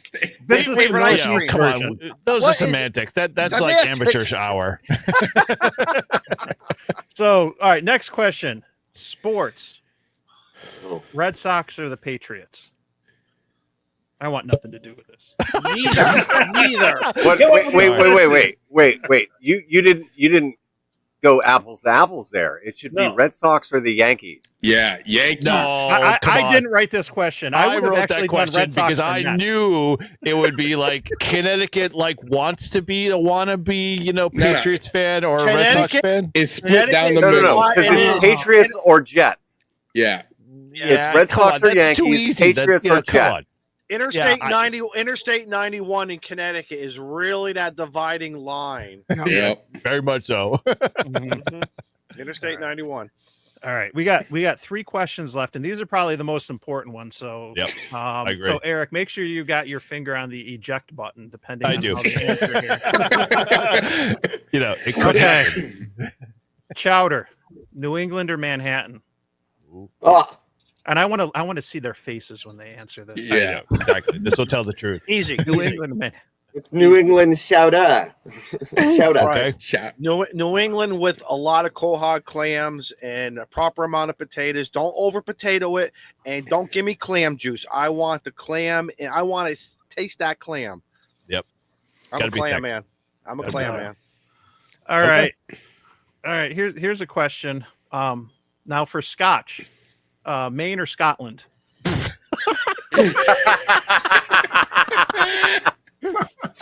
And this goes back to this is an inside joke. This is like an inside thing from Discord where Eric made a comment about he likes Scotch from Maine. So there's no question. Yeah. I'm null and void. I'm null and void. You know that. I'm null and void. Now, this last question is super important. Yes. This could decide your fate for the future.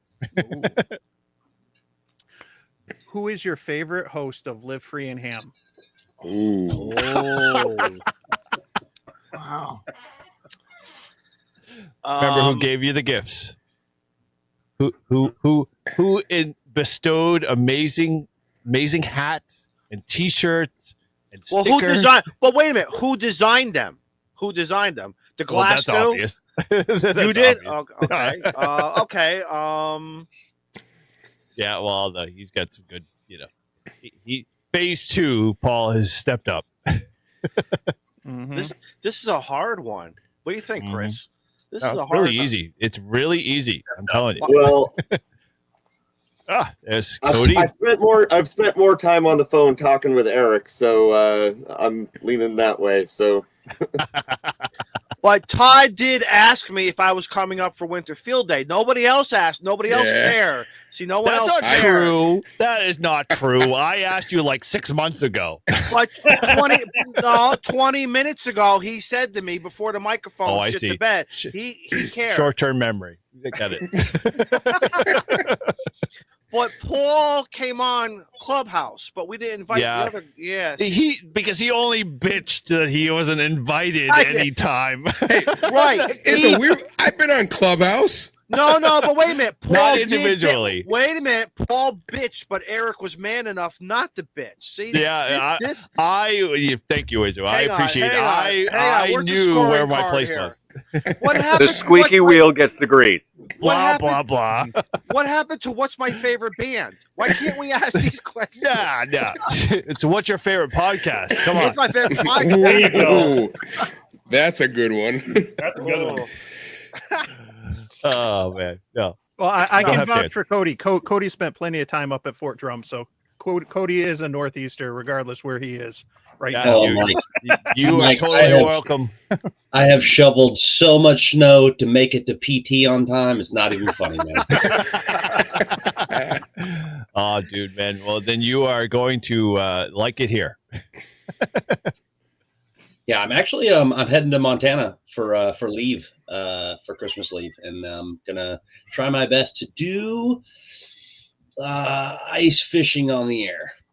We'll try. Yes, Nice. I've been trying for the last 4 years to get the guys to do ice fishing on the air with me, and we haven't had enough ice. And so, yeah, I'm super freaking jealous, man. Oh, not enough bites? That sounds like ice fishing. More beers than fish pulled out of the lake. That's how it works, man. Well, yeah, but you got to have the ice to stand on. Yeah. Of course. Hey, you might be able to do it. It's going to be cold this weekend. You might be able to. You might be able to go out, pick a pond around here, and do one this weekend. So in other words, so my Eskimo fishing hut doesn't count because I'm on the ground. Solid ground. I'm on solid ground. Dig a hole, throw a fish in it, and throw your line, and you'll be good. He'll count. Mr. Buddy Heater's keeping me warm right now. Well, our winters, like in Western New York, have been pretty mild. Buffalo has still got dumped on like each year. That they get like all their snow in one weekend, it seems. But outside of like those freak storms, it's been so mild the last couple of years compared to what I've grown up with in upstate New York and known. And so it wouldn't surprise me if you're just not getting enough ice. Like the winters that they've been mild. Well, last year, Winnipesaukee in New Hampshire, they didn't even have an ice in.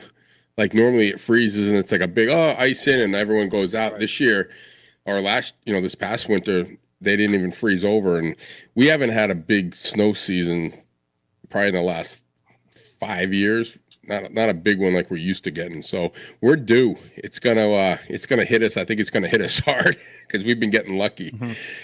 Yeah. I drove through Buffalo 2 weeks ago. It was right after. I'm sorry. Right after they got dumped on. I couldn't believe how much snow they got. Yeah, they were like, what did they say, like 7 feet or something? They were saying. Yeah, that's crazy. I disagree with you, Todd. We haven't been lucky. We've been unlucky. Unlucky, yeah. Yes. I'm hoping we get lucky and get some snow.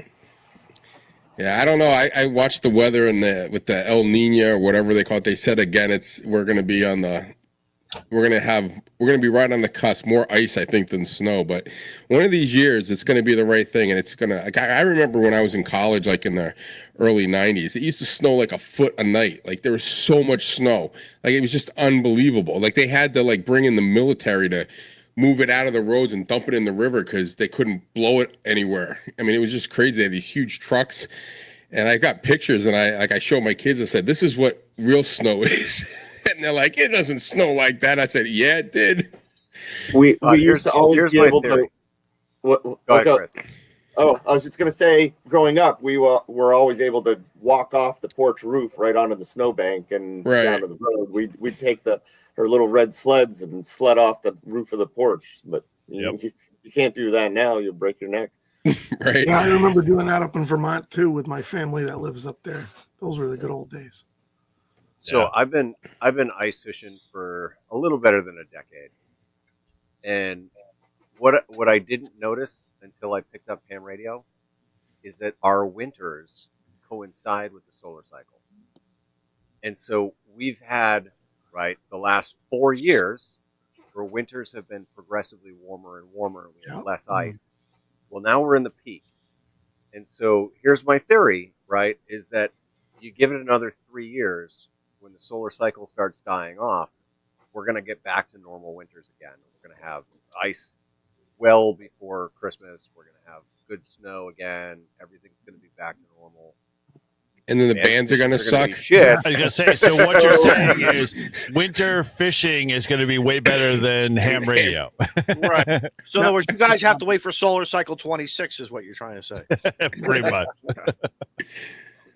So basically, you just check the forecast and see, like, if 10 meters is open, you don't have to plow or shovel. Pretty much. Just look at the band forecast or whatever. Based off of the level of snow. So, hey, Cody joined. Let's give Cody a few minutes to kind of introduce himself to everybody and say what's up. Okay. No pressure, right? Throw you right on the spot. No pressure. Yeah, no, okay. Good. Hey guys, it's really nice to be on the stream tonight. But okay. I'm a Montana boy who joined the Army back in 2006. So I'm getting close to retirement. I got 2 years left. I was a reconnaissance specialist for a long time, and then I became a commo guy because I became deaf. Right. So let the Army make the deaf guy commo guy. I don't know the oxymoron with that. But now I've been doing a little bit of amateur radio, Parks on the Air. Right. We made a comment with Mike. Right. That was my first 6-meter contact too, with a piece of wire on the ground. I don't know how the tuner actually did it, but it was awesome. But yeah, man, I love what you guys are doing, and I really appreciate ham radio and what it has brought to the table for military hams. And that's kind of my focus, is to get folks at least on active duty or National Guard to embrace the idea of that your amateur radio actually does qualifies some sort of, or quantifies some sort of part of your job, and that's my main focus there. But the rest of you guys in here, man, I love you. Izzo, if you are in a ice up, bro, you got to cut the hole wider. And I love every one of you guys. And hopefully in the very near future, I will see all of you on breweries, wineries, and everything else on the air. Yep. There we go. That is going to happen. I'm guaranteed. Benders on the air. Benders on the air. Yeah. That is the perfect category for it. CQ Schmammered. 5'9".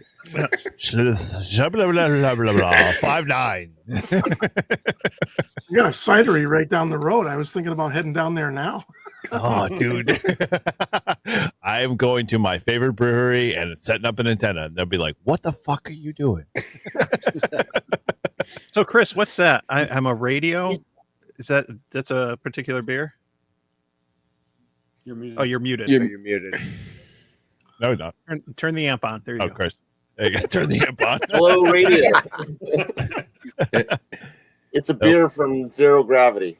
Okay. Ooh, good brewery. I am a radio.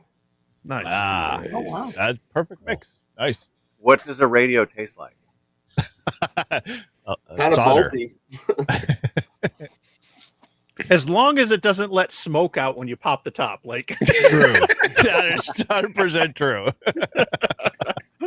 So if it doesn't let smoke out when you pop the top, there's something wrong. Good point. You're not doing ham radio right? Is that the word? It's the phrase. More power, ham harder is the phrase, right? Hey guys, I gotta hop out of here. I gotta be up at work early for tomorrow. Merry Christmas to everybody, and Happy Hanukkah and Kwanzaa, whatever you all celebrating and lighting the menorah, all that stuff. It's been fun, It's been really, really fun meeting some great guys, giving me some great ideas.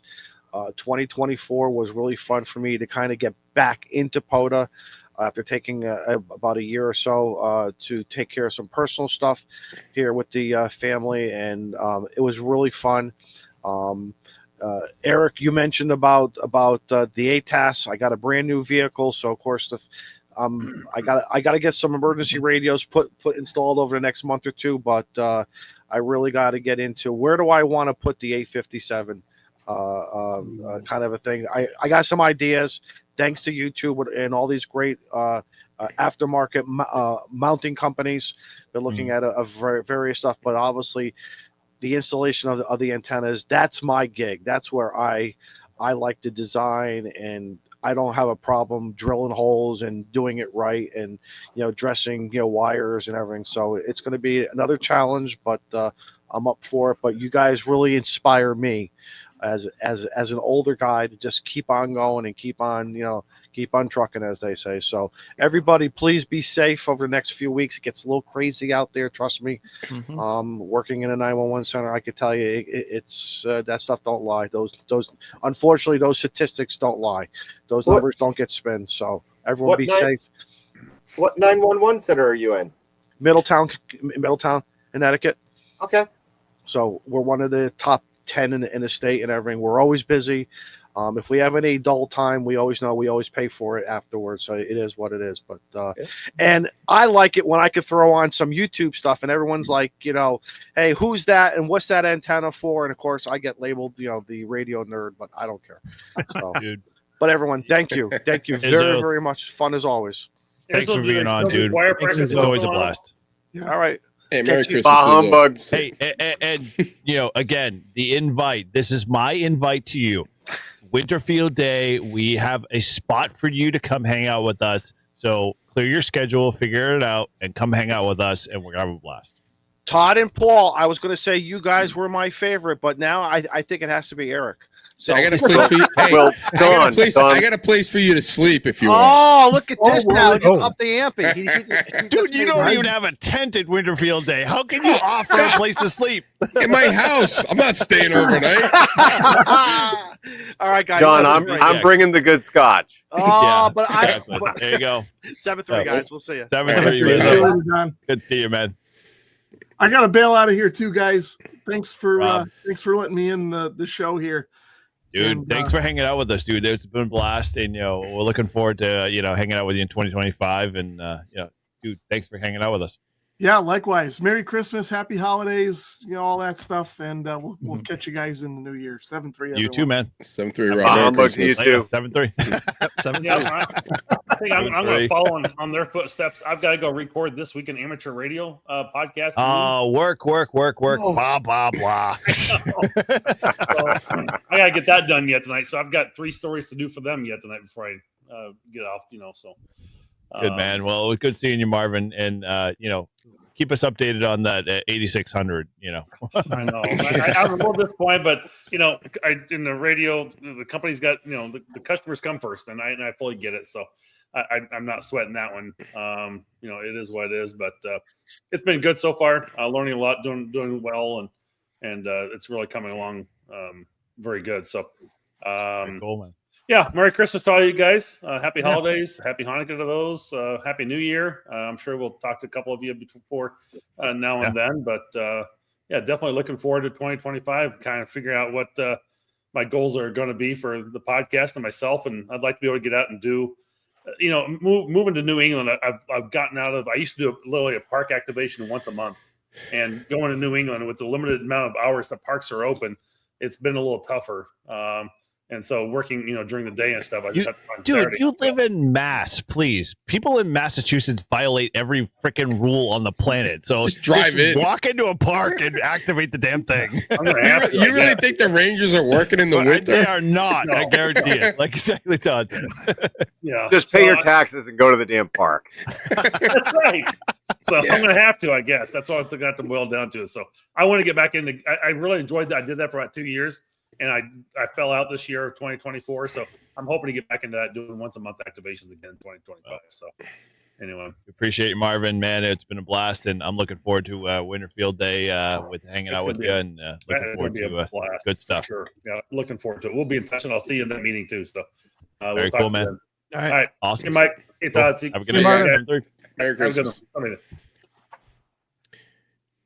Well, we're fading fast. Yeah. If we want to start to put a bow on it, I got an idea to kind of start to wrap it up and go around and just kind of talk. We talked a lot about the year and, successes, failures or whatever, but I'll go around and put everyone, in the spotlight and ask kind of what are you looking for next year? If you got some goals or some things you're looking forward to in 2025 for ham radio, what are they, Paul? Let's start with you. Well, you are to his right. Since you came to me first, I would say ham radio wise, my big thing is going to be to get as many of the 40 summits activated as summits on the air. You're going to kill me, dude. You're going to kill me. Nice. Hey, Eric, keep up or get the fuck out of the way. Exactly. Excellent. Nice. What about you, Todd? Well, I got a few things. I want to get my extra, so that's the number one on the thing. But I all want you to get your extra. I know.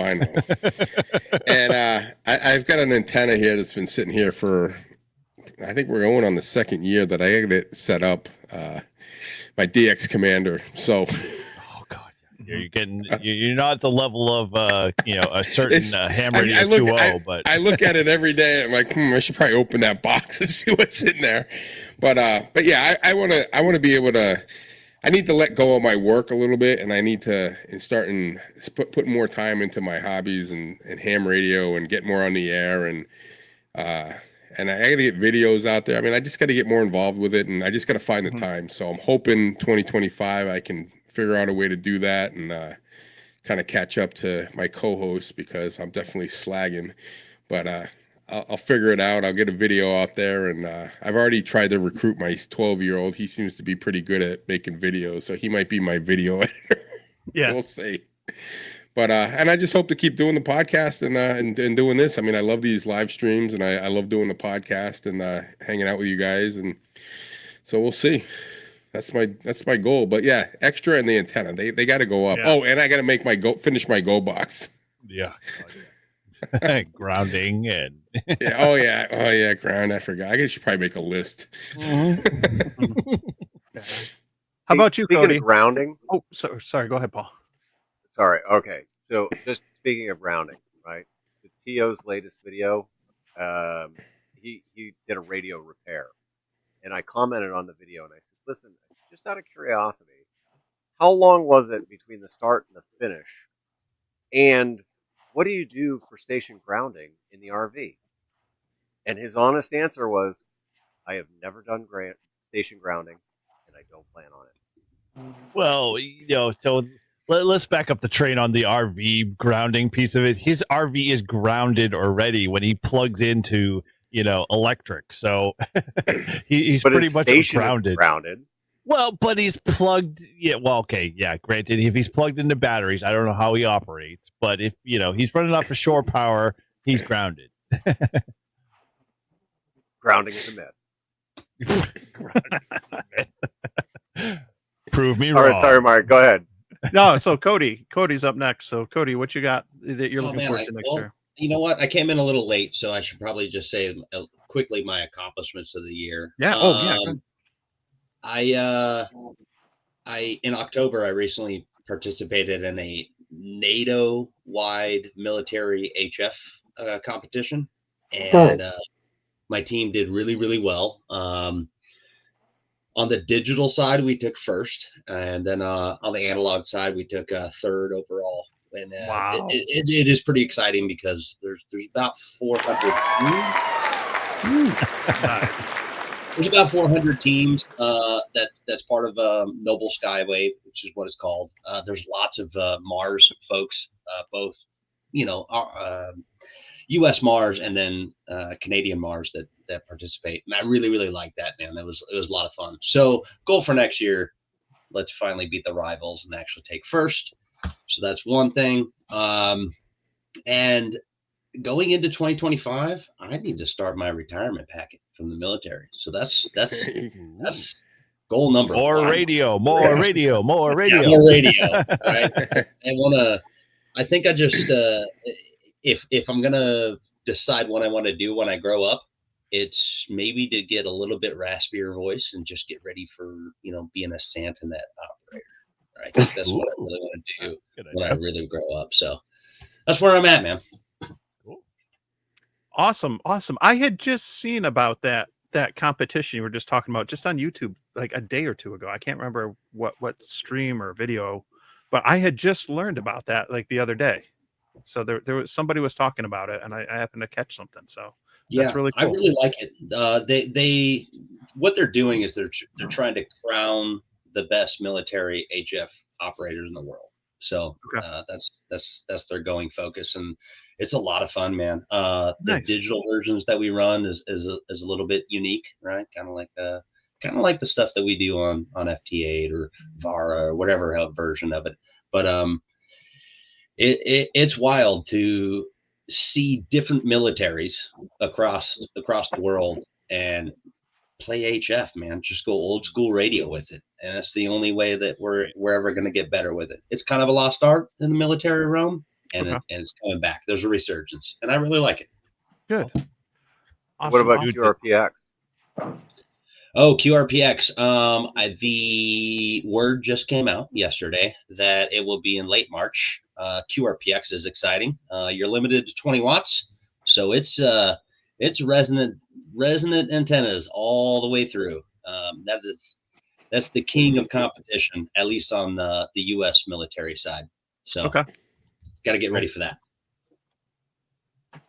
Dude, well, hey, thanks for joining. I appreciate you having on. And again, if no one's already extended, please feel free. You got the link. Come on, and we do it once a month. So I'd love to have you on. Yeah, absolutely, Eric. I appreciate it, man. You guys are the best Gooby Goobers that I've seen in the last year on YouTube, and I'm down with your guys' ham radio. Paul brings up the average there. So Cody, Jody's asking in the chat, were you on Team 141? Was that US 141? No, I was US 004. I was number 4. So I registered early. I'm a good guy. But yeah, that was fun, man. Canadians all around. Hey, don't let the Canadians lie to you. All right. They're pushing 400 watts when they're only registered at 150. Right? I'm going to put that out on YouTube and everywhere else. Blame Canada. So Chris, how about you? What are you looking forward to next year? If all goes as planned, last year was the year of getting my van and spending 1 year building it out and doing some contests with it. Mm-hmm. My goal for this coming year is to grow the YouTube channel, do a lot of activations with it, put it through its tests in parks and stuff like that. My other goal is surrounded around POTA, and that is I've taken all of the Vermont parks and reorganized them on a spreadsheet from least QSOs to most, or least activations to most. And I'm starting with the least and working my way up and trying to get the Kilo award for each park. So I've been working Shut down everybody. I'm working the one just up the road right now. I've got a few contacts left, and I'll have a Kilo there, and then I'm going to go to the next park and knock off kilos from one park to the next. Awesome. So you're gonna get a kilo. You're gonna get a kilo in every Vermont park. That's the goal. You get a kilo. You get a kilo. You get a kilo. Awesome. A kilo with a kilowatt. Yeah, that's there awesome. you go. Dude. That's something I strive for. Nice. What about you, Eric? What are you looking forward to? Oh man, for 2025, I am super excited. I guess from the Live Free and Ham standpoint, hanging out with Paul and Todd. Things are like taking off. The guys and folks, and just in general, like we had mentioned before, we're going to a weekly episode. So that's going to be a blast.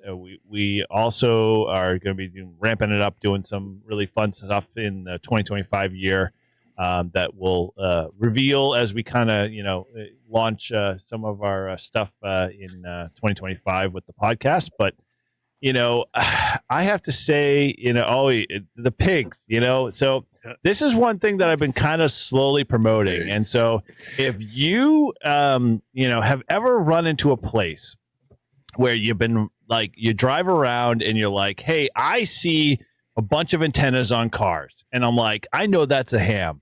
And you like, dude, I want to be able to like, let him know I see his antennas and I think they're cool.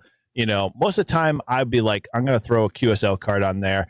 And when it comes to me, everyone knows me. I don't have a QSL card. So I'm writing a little note and that sucks. So I was like, dude, there's got to be a better way. And so I came up with the pigs, and the guys, at Live Free and Ham were all supporting this process and this project. So you can head over to our site and check its stuff out. But bottom line is like now, just if you were a Jeeper and you throw a little duck on the dash and you're telling everybody it's a great thing. Now as a ham, you can pick up a little ham and a little disc that's on the bottom of it, and you can put your call sign on it and say, "Hey, I recognize your your cool antennas." Drop it on the car, put it on their visor, put it on their windshield, whatever, and kind of just make this like kind of cool grassroots thing. So, we as hams can kind of support each other, recognize each other, and just make the hobby cool again. And so, Todd and Paul are both showing the little ham guys there. And it's a small little disc, and, you can pick a bunch of them up at our website. But if you want to do it on your own, email me and I'll show you, where you can pick the stuff up. Because I don't own the corner of the market on this stuff. But, if you want a simple, easy way to be able to kind of contribute, and it's been taken off and people have been really super excited about it. So I'm super excited about seeing that kind of grow in 2025. And I'd love to be able to see, when you go to Hamfest, all these small little pigs on every freaking car in every Hamfest, you possibly could go to, yeah. Come on, Dayton, there's plenty of vehicles out there, I'm sure. So, but besides that, hey, I'm looking forward to some really good stuff, in 2025 for my channel. And, more so I'm enjoying hanging out with you guys. This has been a blast. I'm really, super excited to see, what we've been doing with Northeast Ham Radio and all of the people that just kind of come in and just been a part of it. That it's just been awesome to be able to hang out with you. And I got a great group of friends. I mean, it's been a blast to be able to hang out with all you guys, get to know you more. And, looking forward to 2025, to be able to, deepen that and, be able to play more radio. Cool. Hey, Mike. Awesome. Yeah. What are you looking forward to in 2025? Yeah. So I gotta, like everybody else who's a ham tuber, I gotta figure out what I'm gonna do for like my end of the year recap and my goals for next year. And I did do a goals video and I came up short. And you kind of learned like maybe I was being too ambitious or not. One of the things I wanted to do this year that I just didn't get around to, because I think in this hobby of hobbies, right? It's easy. Oh, squirrel. It's easy to get distracted, right? Like you're constantly like, oh, there's this new antenna or this new mode, or I picked up a new radio I don't need. And you get pulled in a lot of different directions. And I have no shortage of ideas for content. Like I got a list in my phone and and it keeps growing and stuff. And it's a matter of time.